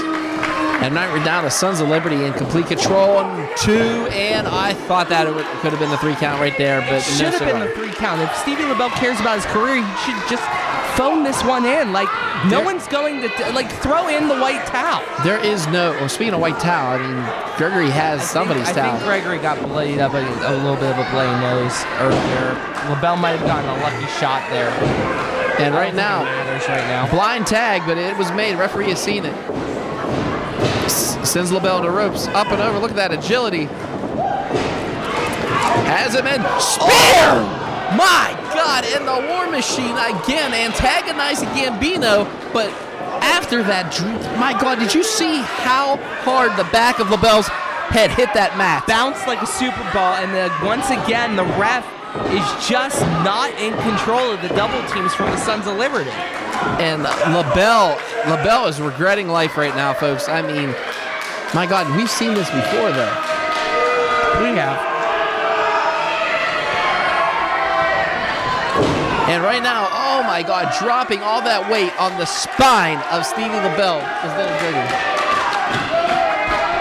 And in control is the Sons of Liberty. If they make this, LeBell has to make a tag here. He has to. There's no ands or buts about it. If he wants this match to continue. And Gregory punching Gambino to the top, and Gambino needs to stay on that apron. And no, he's trying to get back in that ring again. And again, the referee's back is turned. Reversal. Gregory, though, oh my God, those cat-like reflexes in. Gregory knows Gambino better than anybody. They have almost tried to kill each other left and right through multiple federations here in the tri-state area. And my God, Dennis Gregory knows you have to keep Marshall Gambino out this match. Super Hentai knows the same thing. I mean, these three have done everything together, even traveled. Oh, yeah. But the thing that I think is going to bubble up is they're mocking LeBell right now. With every move they make, they are mocking LeBell. I mean, right now, yeah, you can see that right there, clapping into the face of Stevie LeBell was Super Hentai. Now, Super Hentai now has a Wigan LeBell, boom, European uppercut. And into the opposite corner again. They are keeping LeBell, too, away from that corner. They're keeping him away from his mentor, Marshall Gambino. Any wrestling student who can watch this match will see ring cut-off awareness if you want to be a tag team wrestler. And right now, did you see that? The boot was delivered. And, LeBell coming back now. LeBell is coming back now, and I cannot believe what I'm seeing here. Can LeBell make the tag? That's the question. Can he get over? Can he tag in a fresh horse? That's right, a fresh Marshall Gambino. We see Marshall Gambino pretty much take out 3 rows of seats with one throw of somebody. I've seen it. This is going to be something if he gets the tag. He does! Gambino's the fresh guy in there, legal guy too. Gregory sends him in the opposite corner. And now Gregory taking that momentum away, and they just threw his right into Hentai, big splash, and now clothesline by Gambino to Gregory. Picks him up, oh boy. Has him and slams him.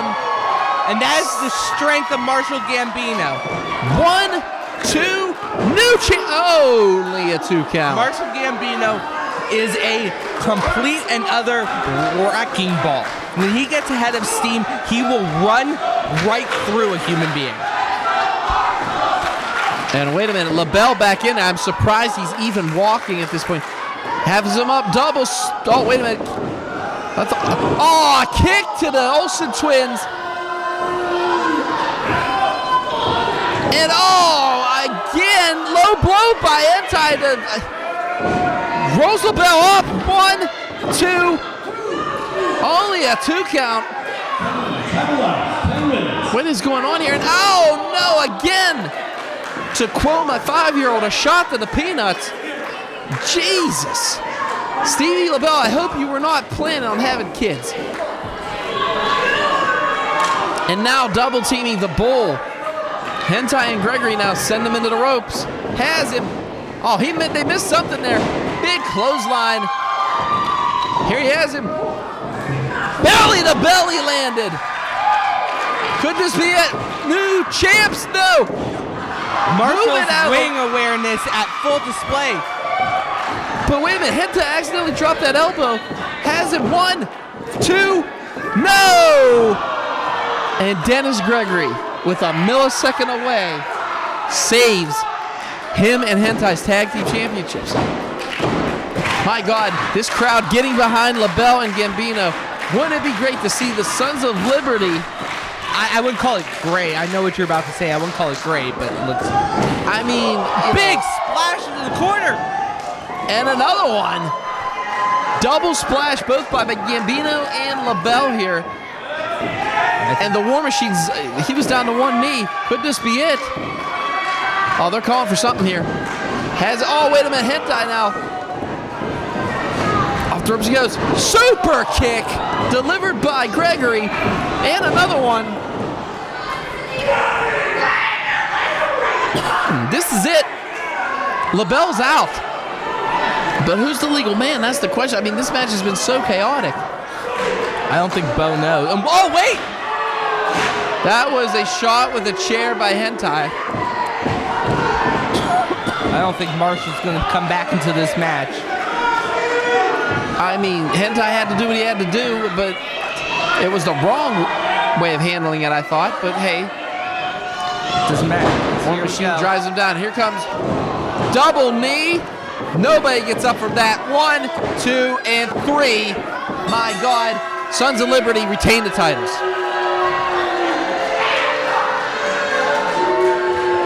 Here are your winners, and still RWA Tag Team Champions, the Sons of Liberty!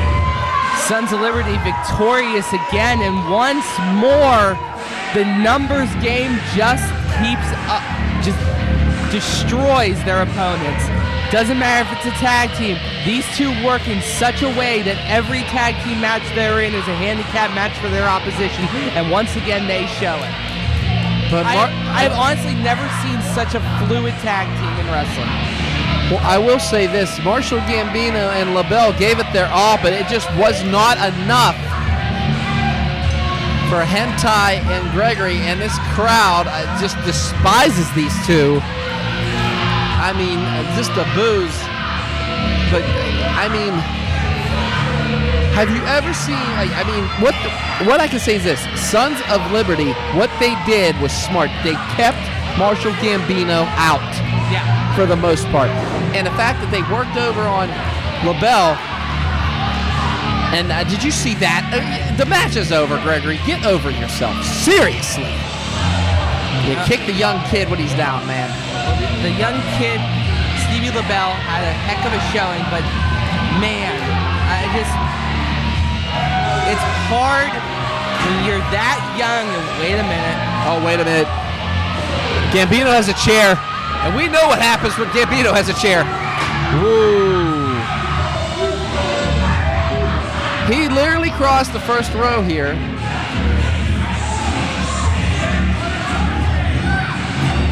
Gregory is literally in the crowd fighting with the fans here in West Newton. I mean, what else is new? Dennis Gregory's fighting another human being, but they are still the tag team champions. Marshall can stand in the ring with his chair, but they both, Marshall and Stevie LeBell, fell to rule number 1 of tag team wrestling. Don't get singled out. And LeBell got singled out, and ultimately is what led to them losing their chance at tag team gold.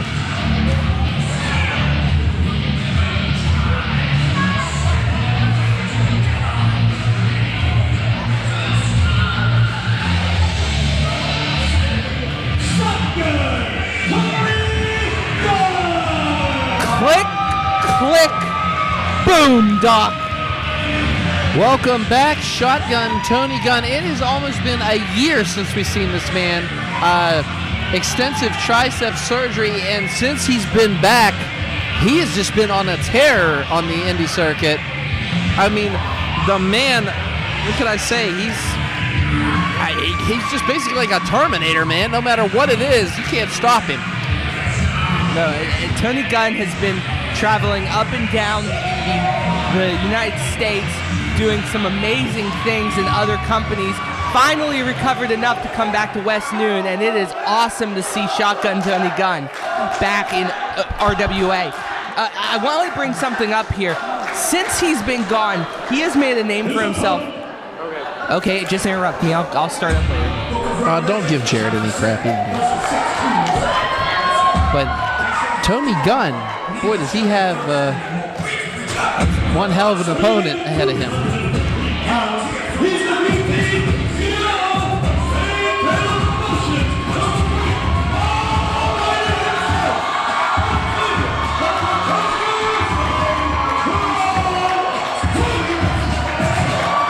The Rev Ron Hunt lifting that contract up that he won last year. He is the #1 contender, and he can use that contract at any time. Let's correct you just a second. He's the #1 contender whenever he wants to be.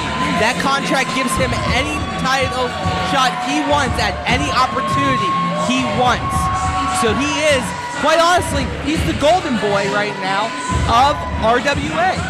Yes, but standing ahead of him is somebody who is just as hungry, just has that same fire, wants to prove something. I mean, the year 2019 was the year of the Rev. Does he want 2000? He wants more than this. That 2020, he has been quoted as saying he wants a Rev-volution. Well, credit to Rev. 2019, an amazing year. 2020 already shaping up. His work at Shane Taylor Promotions in other companies is doing very well. He just signed a major deal over there, and now he's holding a contract for RWA Gold at any chance. You gotta give the Rev credit, but, and this is a big but, Shotgun Tony Gunn had an amazing year too. He rehabbed from extensive surgery, made waves in OVW against Sami Callihan of the previously named OVE. This man, Tony Gunn, might see himself as where Rev is right now is where he should have been should the surgery, should the tricep injury not occur. I agree completely, Tony. I mean, like I said, it's just, like I said, but both these guys have had one hell of a run, a hell of a ride, and I mean, my God, this is the first time these two get the clash here. Which is amazing to me. It's amazing to me that these two never faced off in RWA until right now. And I asked, I ran into Tony in the backstage, and of course, he yelled at me, like always. But then again, he said, Tonys don't yell at you, Doc. No, yes, never. we do. We always do. All right, a little sign of respect here. Ouch. But then again, who? Same old Tony Gunn. That's right, shotgun Tony Gunn. Here we go, and these two about to lock up here. And now the Rev delivering a PG-13 answer The to more colloquial version. yeah, than the rated R version that we saw just 2 seconds ago. Right. But now, squeezing that head. Tony Gunn off the ropes now. Boom! Big shoulder block. Oh, there we go. Show it off like always. Moving over. Look at the agility of the Rev. And wow, the Rev has just been trying. We've seen the Rev use these moves before and usually getting countered, but right now, Rev coming back, takes him down just by the head. He took him there, flipped him over, squeezing his head like a great ball, rolls him up. One. Gotta watch Tony Gunn there. Yeah, Tony Gunn is agile as all hell. So is Rev for that matter, but both of these men are mat technicians, mat generals. These guys know how to work a squared circle like nobody else. But Tony Gunn, did you see how quick he is? Just the fact that he just delivered that shot to Rev's up and over. And again, Rev with the takedown. And oh, wait a minute, that Gunn using those leg muscles and now squeezing the head of the Rev. Yeah, Gunn, probably the big advantage Gunn has in this match is his leg strength. While Rev is a lot more limber, Gunn is a gym freak. You watch his... Wow, these two are just trading right now. Back and forth they go. I mean, they have an answer for everything. It's just a chess game and a half. But you watch some of Tony Gunn's YouTube and Instagram and Facebook sessions, his stories. You see this man's a gym freak. Well, you were saying earlier about the gym. He does spend his life in the gym. I mean, when he was working the thing he has with the two weighted poles, I mean, just the strength of that man is unreal. Well, this man has invented ways to lift weights.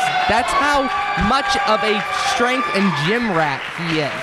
He invented ways to lift heavy objects. And this crowd getting behind both these guys. I mean, we got a split crowd here, Tony. Especially when it comes to like just Tony Gunn and Rev. Ouch! That's one of the biggest signs of disrespect right there. A slap to the face. Yes, because Rev hasn't slapped anyone in the face ever. See, he just tried it. Then he missed him and misses him again off the ropes. Up and over. Oh, he came with it. Shades of Baby Powder, if anybody remembers that movie. Good Lord, he came with it. Off the ropes and then slapped him. Never heard of Baby Powder and the Pimp? No, I've heard of it, but... Okay. Yes, I referenced it. I don't care. Jesus. But now,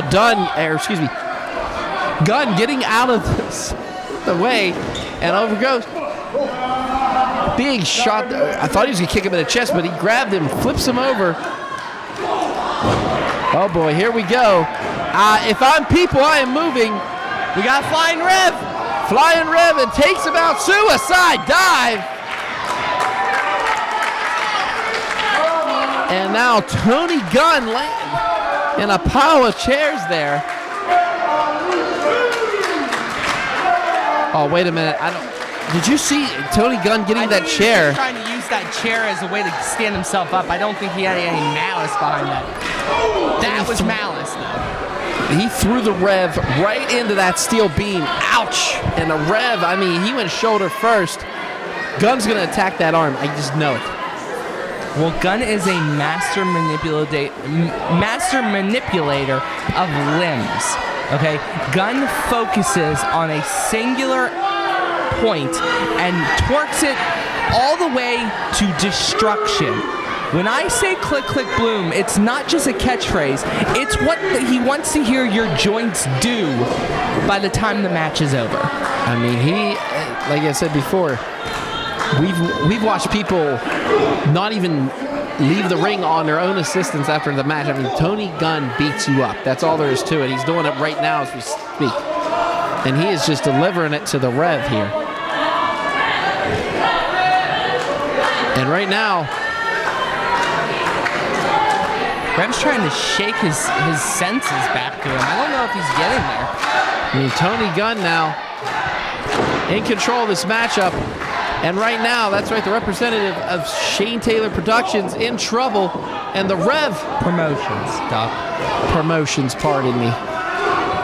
Do you want Shane Taylor to come back and kick your ass? No, thank you. And right now delivers, oh, another one. Just pretty much a semi-spear into that opposite corner, and now the Rev is down. Tony Gunn setting up for something. Oh, Here boy. we go, and oh, that was the boom. I think we just skipped the That click there. that power knee right to the face, and that could be it. Only a 2 count. Tony Gunn trying to enter, or pretty much trying to argue that. And, no, we're not. No, but this is the first match Tony Gunn has, and this official is new since Tony Gunn back. He got to develop a rapport like an umpire with a batter. Point taken, point taken. Oh, wait a minute. Blocking the suplex, though, is the Rev. And again, getting that leg in there.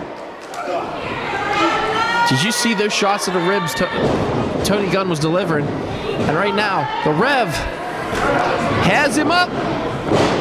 Wow. Suplex and a beauty. 1, 2, and no, only a 2 count. And the Rev can't believe it. The thing I like is every time Tony Gunn is pinned by Rev, he's rolling to the ropes to try to get closer to a break somewhere. He is trying to use the entire ring to his advantage. Rev is one of those competitors that you can't take lightly, and Tony Gunn knows this. I mean, we said this once, we said it again. Both of these guys have something to fight for. They both have a fire. You know, they want this to be the year. And speaking of joint focus, Tony Gunn is now stepping on that ankle, now grabbing the ears, the actual ears of Rev. And Big right there. And the Rev is shaking right now after that punch. Now he's starting to twist his head off. While raking the nose, he is putting so much pressure on multiple points of Rev's body that his brain cannot comprehend the pain he's going through. I mean, do you see the Rev's left leg? It was buckling there for a second. I mean, Tony Gunn was just pretty much making him almost do a split, you could say, Tony, against his own will. This is what Shotgun Tony Gunn does. He breaks you down like a Lego set. Oh, this crowd completely hates Tony Gunn here. And, of course, the Rev, very loved here in West Newton, as he pretty much won almost every award RWA had to offer. And, of course, you know, God forbid anybody else win the non-personality award. Calm down, Doc. Just saying. Gunn has broken out several unique holds in this match to put more pressure on Ron. Ron's now coming back to it, but Gunn has been in control for most of this match. Oh, big boot. Has him. Reverse neck breaker. Gunn's in trouble, maybe. And that might be the first opening that Rev has to get in complete control of this turn. But we've seen Rev bounce back real quick. He's not bouncing back. We've also seen Tony Gunn in previous matches control matches like this. And right now, missing it all. Again, Gunn stealing the momentum back. Using his opponent's eagerness, Gunn now is in prime opportunity to win this match. He didn't even use the turnbuckle there. Did you see the balance and the agility of Shotgun Tony Gunn there? RWA has forgotten how talented Tony Gunn is. This is the Gunn show. We're all witnessing it. This is why he is the Triple Crown champion of OVW. Right there. Right there. And right now, Rev slow to... he can't even get to his feet. I mean... well, he's beaten, he's battered, he's holding his ribs. Looks like Rev's looking for Jesus, but Jesus ain't over there. There's Tony instead. Big knee right there. That is the click, click, boom. It could be over right here. This crowd hating the fact that the hero here of West Newton, I will say it, the Rev, Ron Hunt, it's not looking good for the Rev. Well, I live in the real world. I don't believe in heroes and villains. I believe in talent. And right now, Gunn is showing he may be more talented than Rev Ron Hunt. He's not used the turnbuckle once. He keeps jumping from the side there. That is just amazing balance and agility.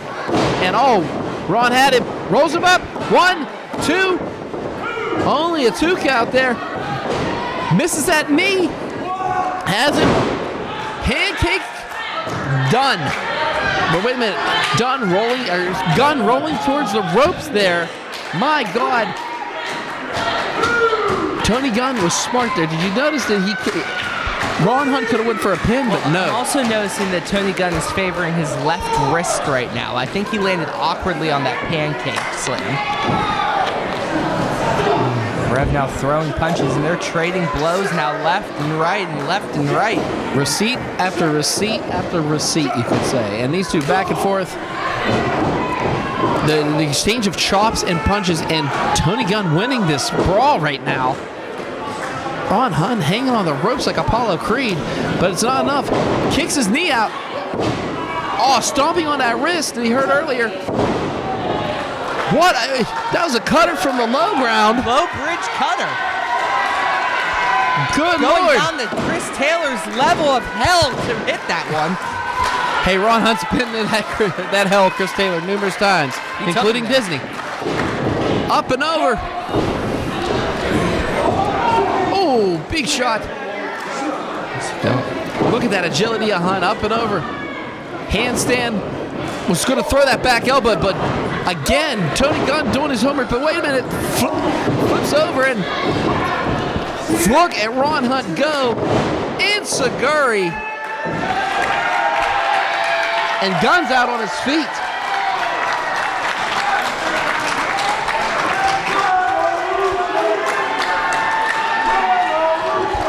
And right now,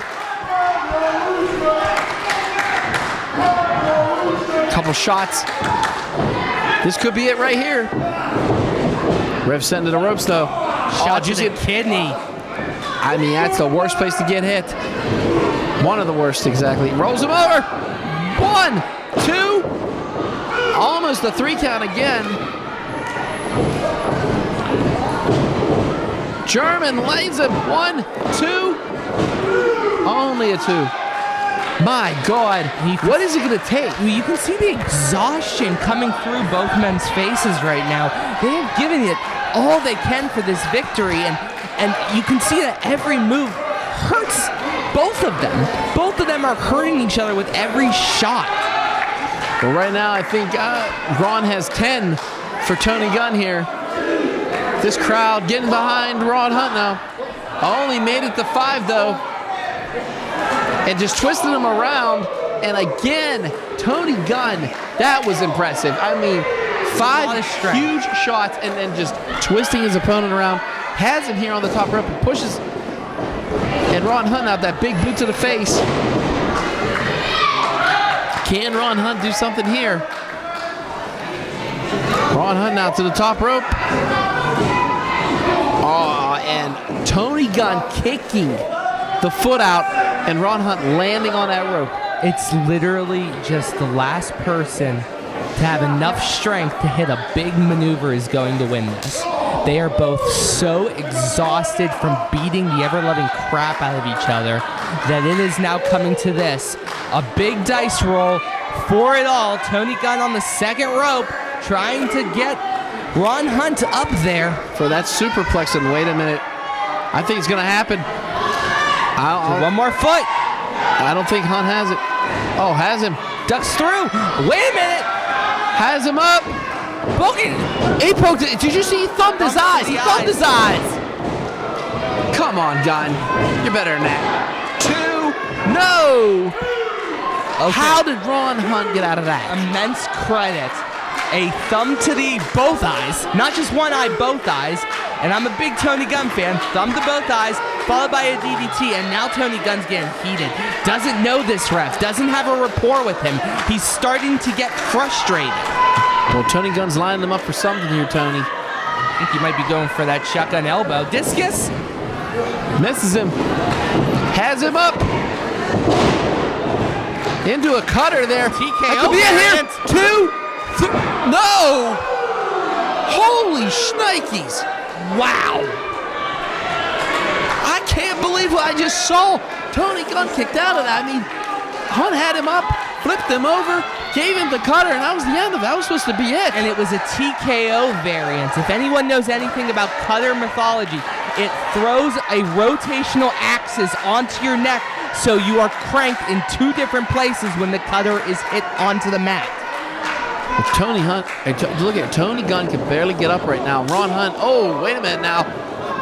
There is no quit in Shotgun Tony Gunn, but right now, Hunt has him. Oh, he rolls him. 1, 2, no. Has anyone ever seen that happen? 1, 2, 3, it's over. Wow. Ron Hunt squeezes that one.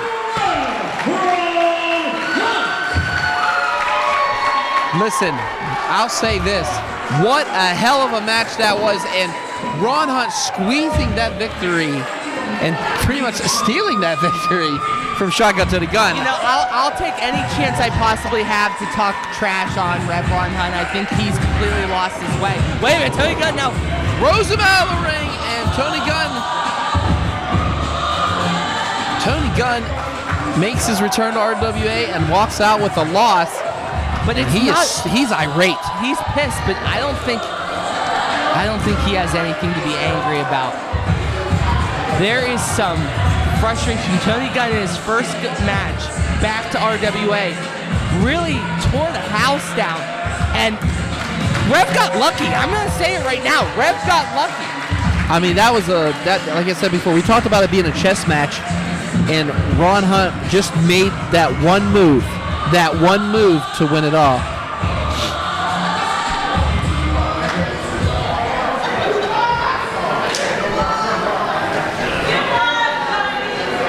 Tony Gunn. You're a hell of a wrestler.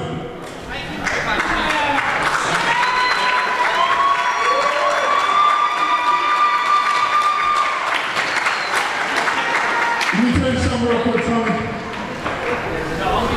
You came back to finish where you started. You came back to welcome all of the RWA family to the Gun Show. But let me tell you one thing, Tony. Although you're one hell of a wrestler, you understand the Gun Show ain't no match for a revolution.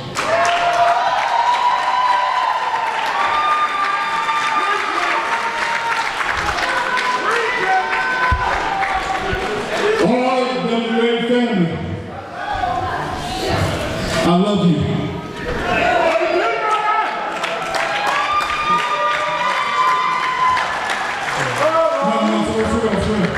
so listen to me real quick, please.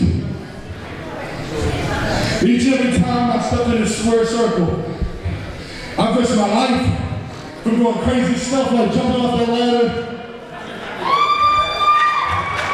I risk my life like going 4 rows back in those steel chairs.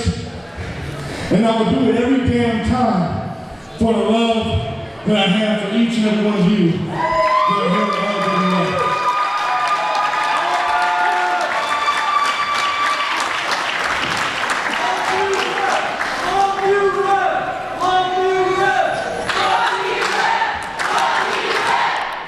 This West Newton crowd loves the Rev. What can we say? I mean, they adore him. Our Rev is...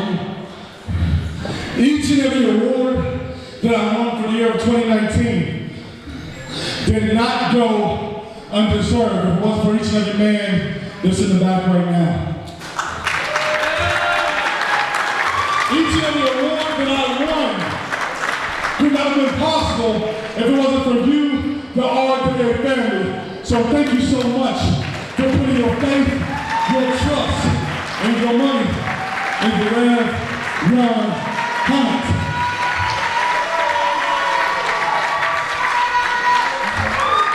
Rev has not only secured the bag, but secured the hearts of RWA. And in with the new. 2019 was a great year, but I have a feeling that 2020 it's going to be a whole lot better. So a lot of people ask me, Rev, what do you have in mind for the year 2020? Well, it all starts with this here contract. What? I am sorry to say what I'm about to say, but I thought this man was dead after last month. Oh, great. I guess we're still in RWA. I thought he quit. I'm amazed he's still walking after I mean, I heard a towel boy for the Jaguars. God knows they need something. I thought he was a DC Defenders fan now. Well, what's he doing out here? I mean, why is he here? We got 5-year-olds in the crowd flipping him off. Yeah, there are 5-year-olds giving him the finger right now. Damn right, I'm keeping an eye on mine. Yeah. So I heard what happened. Never mind. What is this about?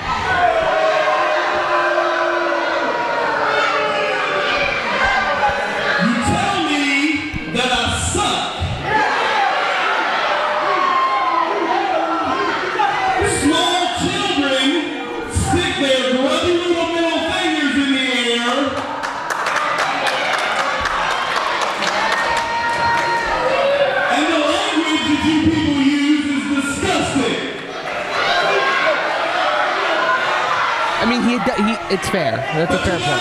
You know, at the end of the day, I really don't care that you don't like me because I don't like you either. Has he ever cared? But the fact that these people voted somebody like you as their favorite wrestler makes me sick. Somebody like you. Somebody like Ron Hunt. Ron Hunt, I mean... Yeah, you love the Rev? Maybe a God-fearing man? I don't know. You love the Rev? Well, let me make something perfectly clear, Rev. I don't give a shit about you. You are worthless. You do not belong in the same building as someone like me, let alone the same ring. The reason you've not won a title in the RWA is because you're not any good. And the only reason that you're in the Ring of Honor is because you're Shane Taylor's bitch. Okay, that shots fired? Anybody? I'm staying out of this, dog. And you know something? There is nothing in this world that would make me happier than to eliminate somebody that these people love. He tried with J-Rocc and failed. So, seeing as how the month of February is Black History Month. Oh, Jesus. What? Maybe it's time for me to make you history. Do you understand what I'm saying, Bill? Okay, Ryan Edmonds doing his best impression of Paula Dean. Ryan Edmonds taking us back to the 1850s right now with his rhetoric. Oh, he just spit in the face. Oh, that was a contract to the head, and now we got a brawl. Hunt and Edmonds and Hunt Now we got a problem, boys. You got security trying to get in here and break this fight up. I say let him fight. I mean, Ryan Edmonds, how dare he?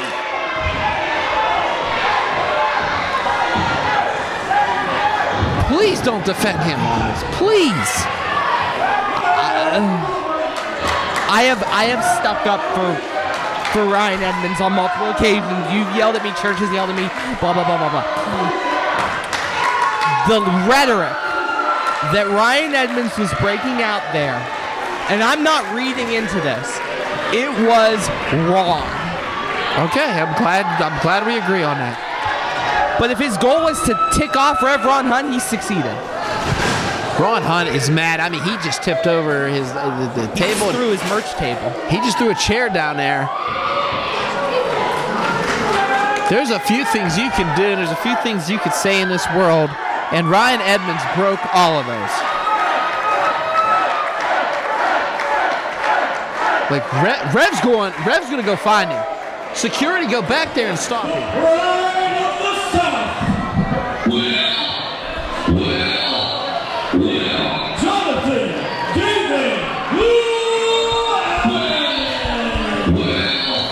All right, Doc. Regurgitate it, because I know he made you write this stuff down like 12 times this week. Ladies and gentlemen, the pride of the South, the Mid-American heavyweight champion. I saw their gentleman. Say it. I said it, the pride of the South. But you didn't mean it. Say it like you mean it. The pride of the South? Say it like you're not a jackass. Are you really going to tell on me if I don't do this? I'm not going to tell on you. You made me write it 50 times each. I did that in school years ago. I don't have to do it now. He yelled at my child for naming his dog Kofi. He named his dog Kofi and not JDL, which is a phenomenal name. Just picture it. The dog goes to, you want him to sit, and all you have to go is wail. That would be a nightmare. A nightmare. I don't know why the man got offended. I mean, my 5-year-old has his heroes. Obviously, he's not one of them. But JDL was very upset last. Maybe your son needs better heroes? I mean, if he considers you one of them, I mean. Oh, here we go. He has the mic, God forbid. Hold on 1 second. I want to hear this. Are you going to stand up and clap? I might. Oh, great. You know what? That's a great idea. Thank you, Doc. Are you really standing? Oh, he's standing up. He's clapping. If you want me to shut up, you're going to have to get a little bit louder than that. So let's get this night started off the right way. One, the Reds might love you, but I promise you I don't. But, oh, you do. Oh, yeah, you know all the words of my entrance song, I guarantee you that. It is a catchy I'll little tell number. you what, as long as JD here has the power to walk into this ring and do what he wants, I guess RWA can give me any opponent they want. And seeing how I'm here, and you people are here, then get my opponent out here, and I will beat them in the middle of the ring, and you can all help me count them out. J-D-F. He said my thing! He said my thing!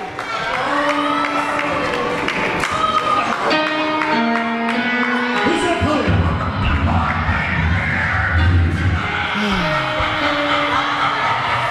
Ah, shit. Did that feel good? Because what's about to happen now?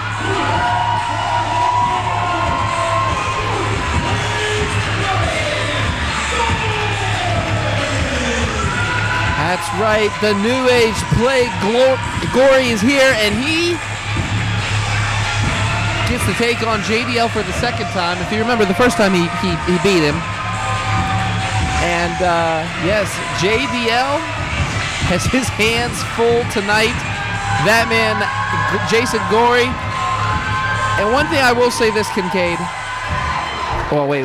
JDL looks very unsettled, very uncomfortable, the Southern gentleman. The Southern gentleman is picking up a very difficult task tonight. He is attempting to teach Gory manners, and that is very difficult. I would be stressed out too, but I believe in JDL, and I think he can teach some manners to Jason Gory.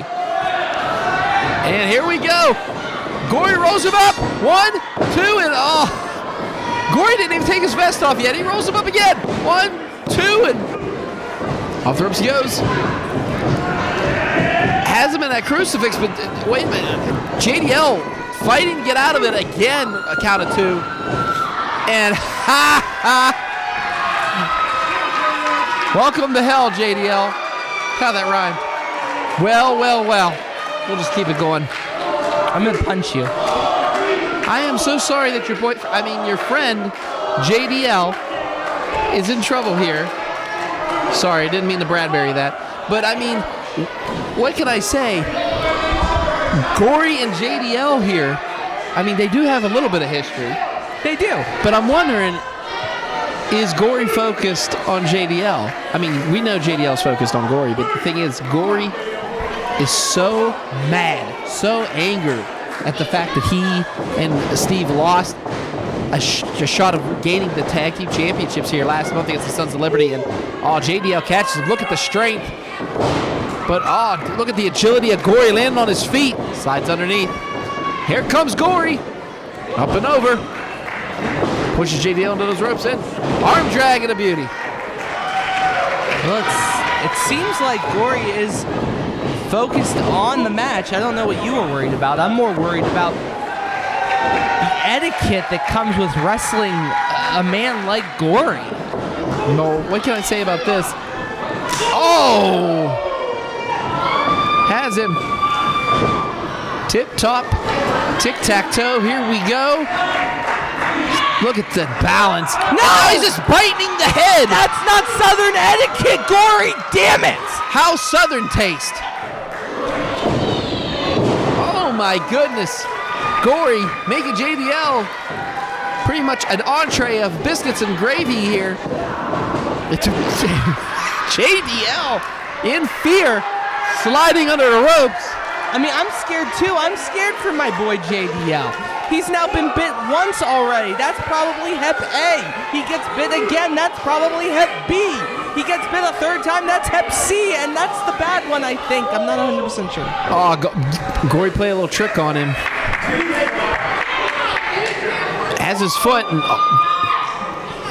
big kick. Right to the chest, that one was. And now up. Moonsault. He about cleared him, but he took him out. And JDL, oh my goodness, I mean, he took him out. Did you see the height that Gory got on that one? Yeah, good. God, man, alive, that was high. And right now, Gory taking advantage of a weakened JDL after that maneuver. Not weakened, stunned. Weakened. Stunned. Stunned, weakened, same difference. Delivering those rights is Gory. Are we going to make it to 10? One. No! Yeah, no, yes, no, I no, think no, 10 no, should no, be. no. No, wait a minute, no. Bite that! JDL dropping the face of Gory on that top turnbuckle. My God, that had to hurt. George Animal, steal that, you weirdo. Oh, my goodness. You've been pretty good, pretty neutral the rest of the match, except for this one. But hey, I get it. But that's okay. Right now, JDL in control after delivering that just vicious. And right now, body slam and a beauty. The pride of the South now. One thing I will say, JDL was very upset. I heard him earlier as he was making me, write my spelling words or whatever. Hold on 1 second, Doc. I have a feeling that the big thing's about to happen. Count this for me. J-D. Just a JD count. JD, no. And what I could say is this. JDL's had his mindset on somebody since last month. I'm talking about a one juggernaut, John Roden. Yeah, he blames Roden. Yeah, I gotta understand where he's coming from. So I talked to him after the match last month. Oh, well, one second, talking up, big blow. And he does blame John Roden, saying that Juggernaut John Roden is the reason he lost the title. Title contract in the ladder match. No, there's no.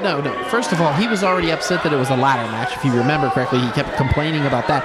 Second of all, John Roden, just as well as the other, was it 4 guys? Or was it a 6-man? Yeah, excuse me. The other 5 guys that were in there with JBL, all of them had the same purpose: capture that contract. Rev Ron Hunt was victorious. But JDL is a Southern gentleman, and once he won the title from whoever had the heavyweight title, he said he would have given Ronan the first chance. Is Rev going to do that? Probably not. Rev is selfish. Well, right now, JBL needs to pretty much bring everything he can right now, especially if you want to get the New Age Plague Gory here for a 1-2-3. And right now, JDL is taking advantage. And, oh my goodness, that shot right across the chest there. And now, the Mid-American champion in control here. Sends him.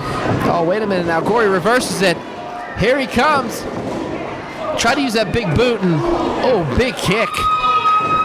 And, that sounded like a shotgun. Plus, did you see the twerk in that leg right that was on the outside? That was actually brilliant ring awareness from Gory to use every part of it to create multiple tension points on JDL's body. I would give credit to Gory on that. And right now, pushes him. And JDL taking away one of Gory's most vital weapons, which is that top rope. If you keep Gory grounded, he's not as effective. It's just basic facts. Now, see, I highly doubt that. I have to disagree with you. I've seen Gory win matches from those ropes, submission. But his strength is from the top rope. Hold on, JDL. That was a 3. No. What the hell are you doing, Jimmy Jam? No, that was a 2 count. Yeah. No, that was 2. That was a 2 count. That was a 2 count. That was a 2 count. What in the hell? Jeff Jeffries needs to you need to get it together. That's a 3 count. That Someone was a ring 2 the goddamn count. bell. Gory's shoulder was up. That was a 2 count. Is he really threatening? This is ridiculous. Once again, JDL is getting screwed over by the man. When he loses fair. You're kidding me, right?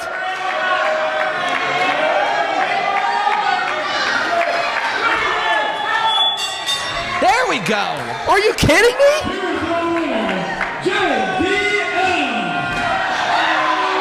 That was a 2 count.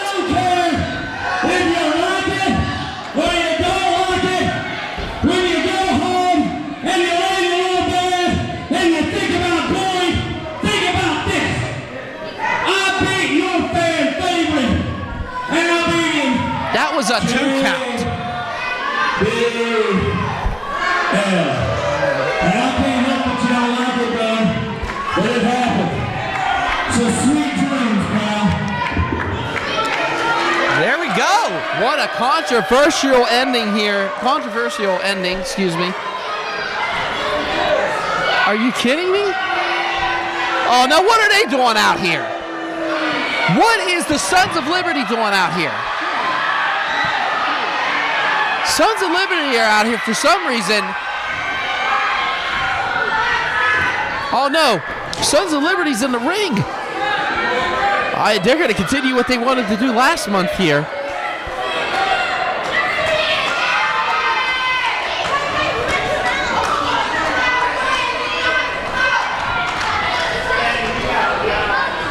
Oh, looks like Gory He's trapped. He's trapped. He already suffered a controversial loss here. And now he's going to get a controversial beatdown. Oh, wow. Congratulations to Gory for being agile, but I thought he wanted a piece of the Sons of Liberty. This crowd getting behind Gory here.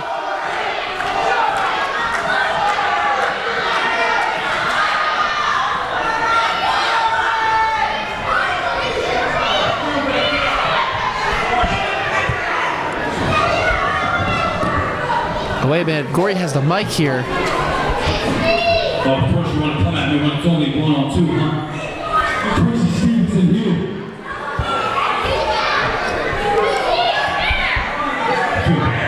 Who you at? Feel back.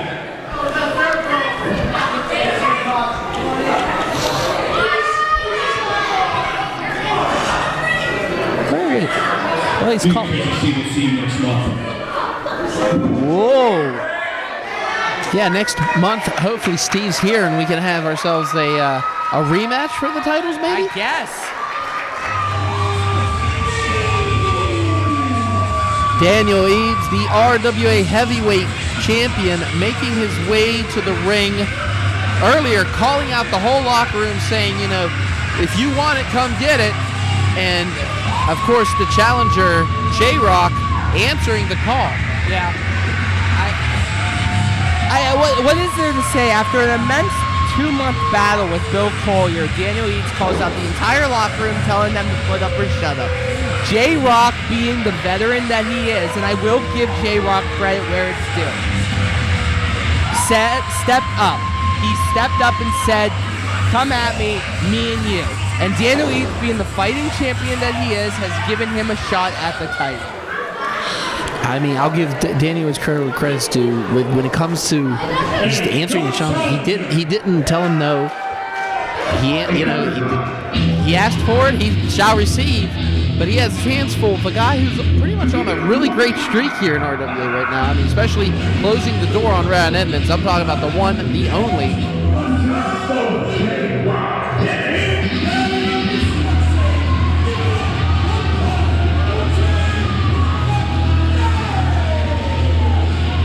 J-Rocc making his way to the ring. He knows tonight. Look at the focus. Look at this just determination on this man's face.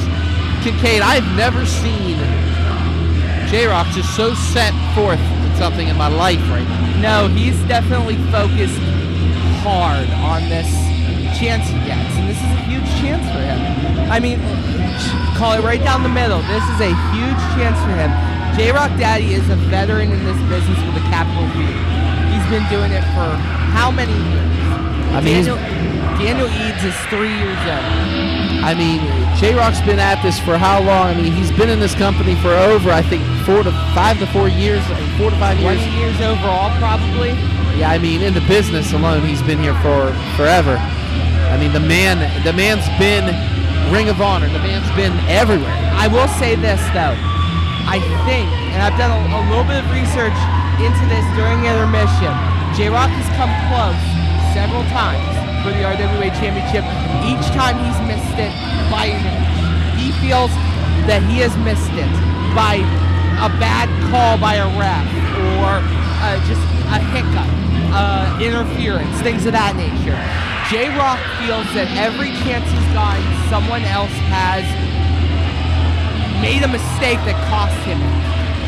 This might be the time that J-Rocc can eliminate any outside interference, outside mistakes, and never mind, the match is over.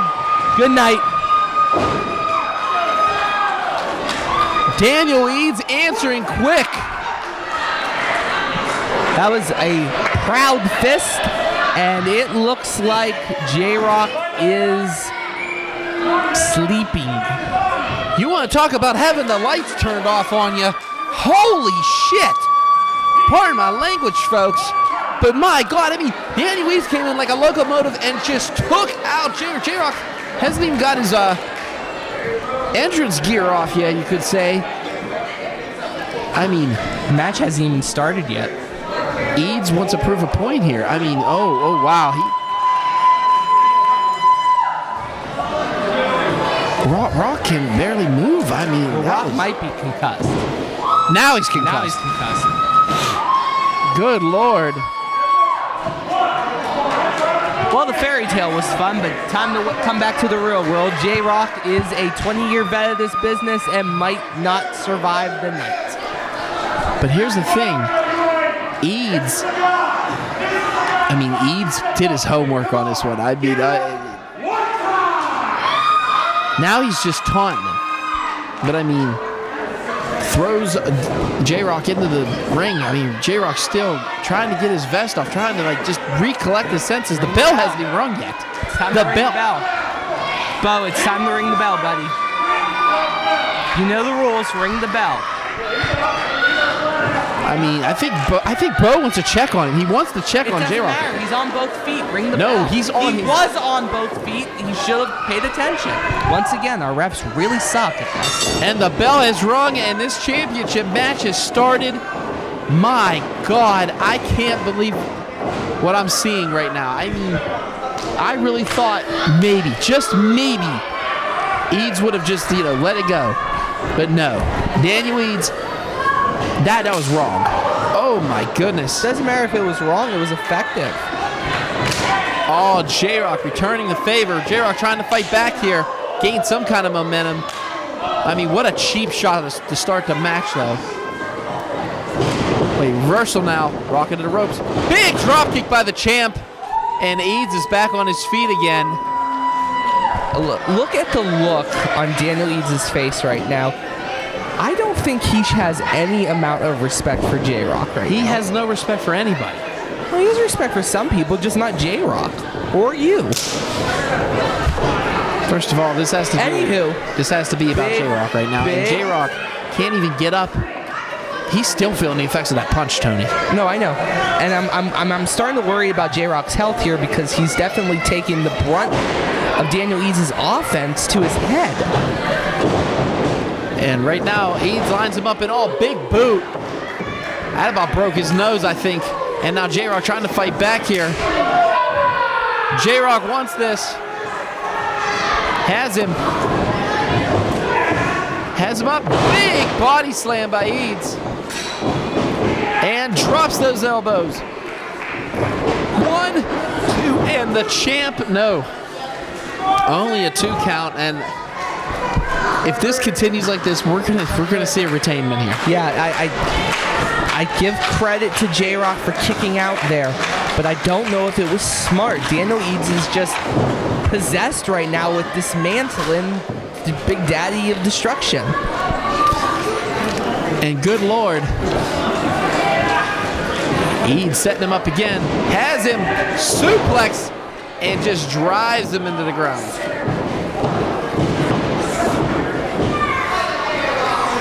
Just 2 count right there, and only a 2 count.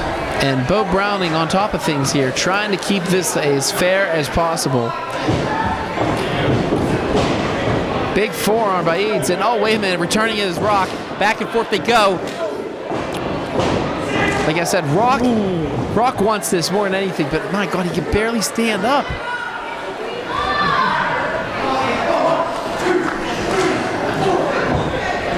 And again, to the count of 5, and Eads was pushing his throat into that second rope.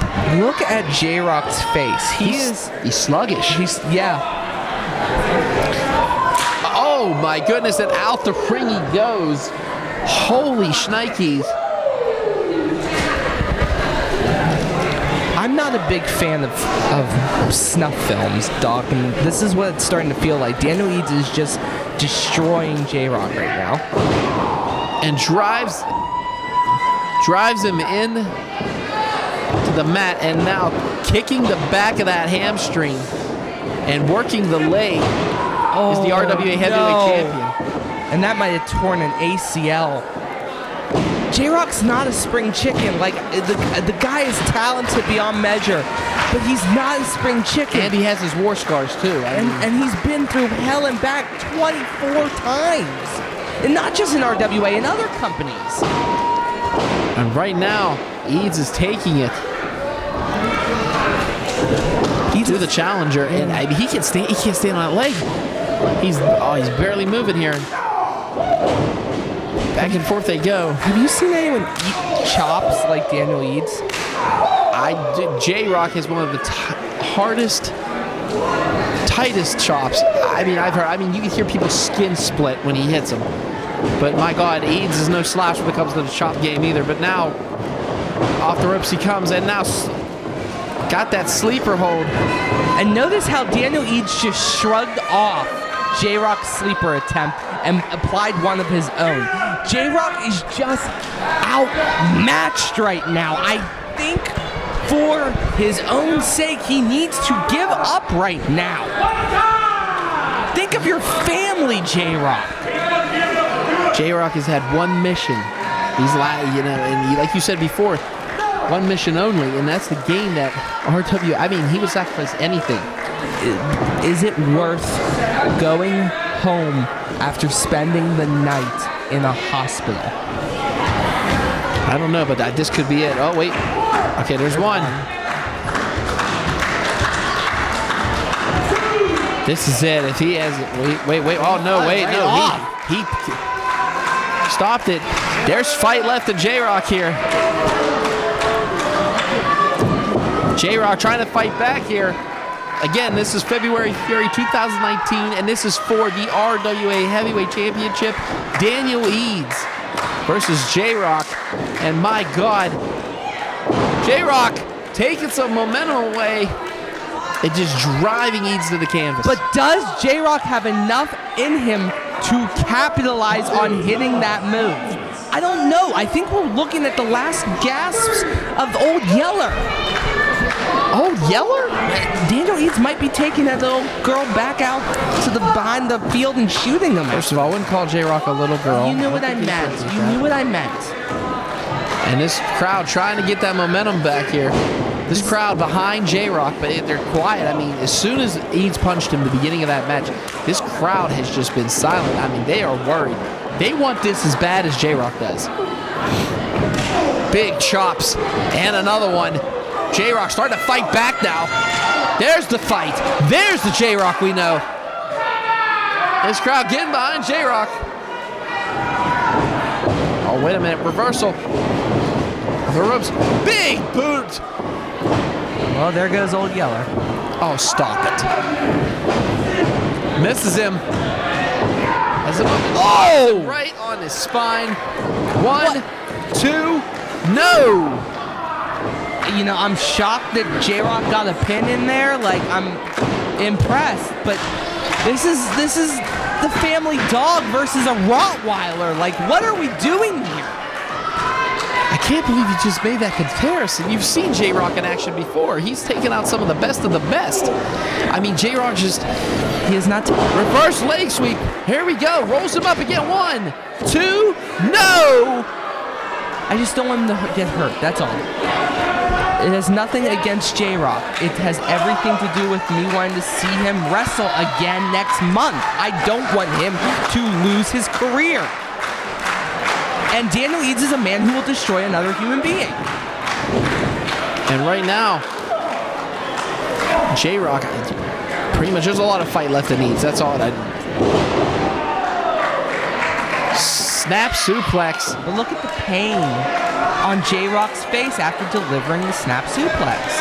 This crowd, though, I mean, this crowd wants to see J-Rocc win this, but I mean, my God, they are so used to Eads capitalizing.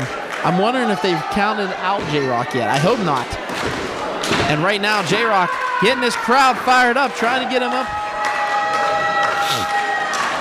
Eads now, big European uppercut.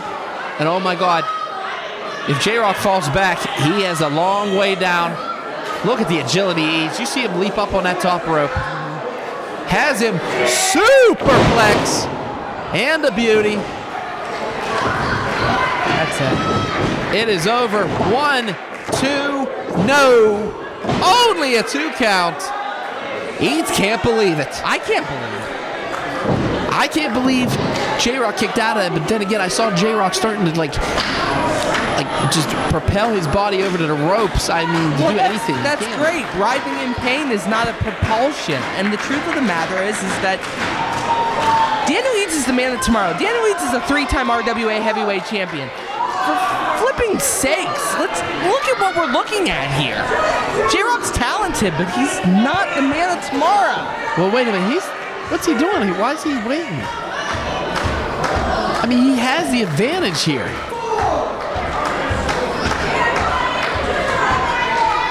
What did he do?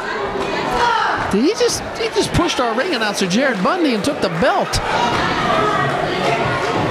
Oh. If he hits him with the belt, that's a disqualification. He'll keep the title that way, but I don't know.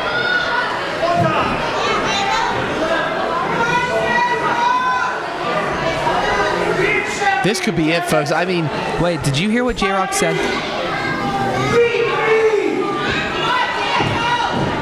Wait, rolls him over. Referee, 1, 2, run, 2, 1, 2.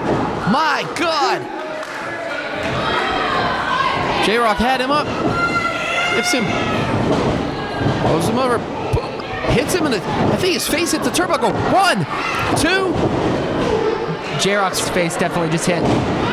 1, 2, no. My God, these two are back and forth. J-Rocc said, beat me. Has him up.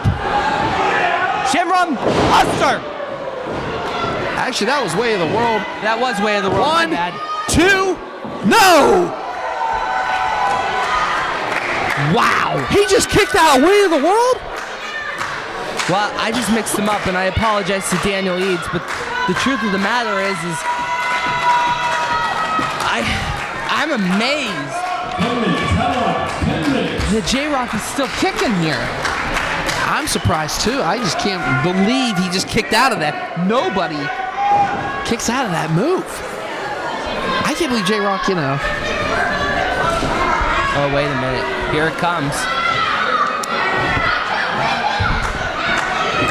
Going for it. Has him. Thought he was going to deliver that punch. Kick to the midsection. Has him. Can he get him up for the pile driver? Wait a minute. Falls on him. 1, 2. Rolls him up. 1, 2. This is just back and forth, these guys, man. Anything to just capture that RWA title. J-Rocc has shown it here, but oh! Back body drop. My God, did you hear him hit that? Has him. Float over. Catches him. 1, 2, 3. It's over. J-Rocc wins. Oh my God.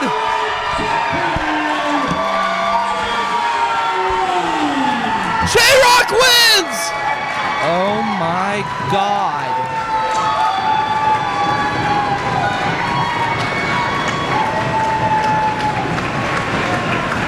J-Rocc with the, like you said, the float over. It was just enough to get the 3 count. I think J-Rocc can't believe it. Oh my God, I'm going down to get a closer look at this.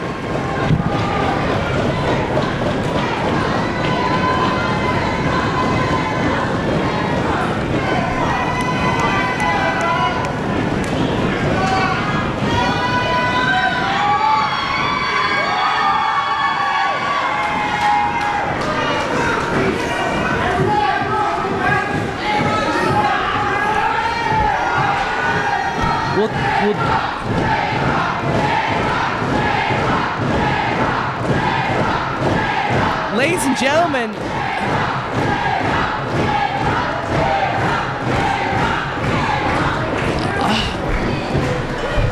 there you have it.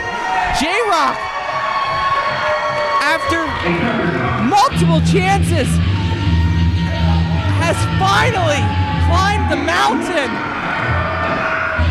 J-Rocc is now RWA Heavyweight Champion. And RWA is, for lack of a better term, the home of the Big Daddy of Destruction. J-Rocc is your heavyweight champion. Ladies and gentlemen, thank you very much for participating in RWA's Fury. I'm Tony Kincaid. Doc's shocked. He went down to congratulate J-Rocc, but for Michael Doc Doherty, I'm Tony Kincaid. Have a good evening, and we'll see you next month. Wow!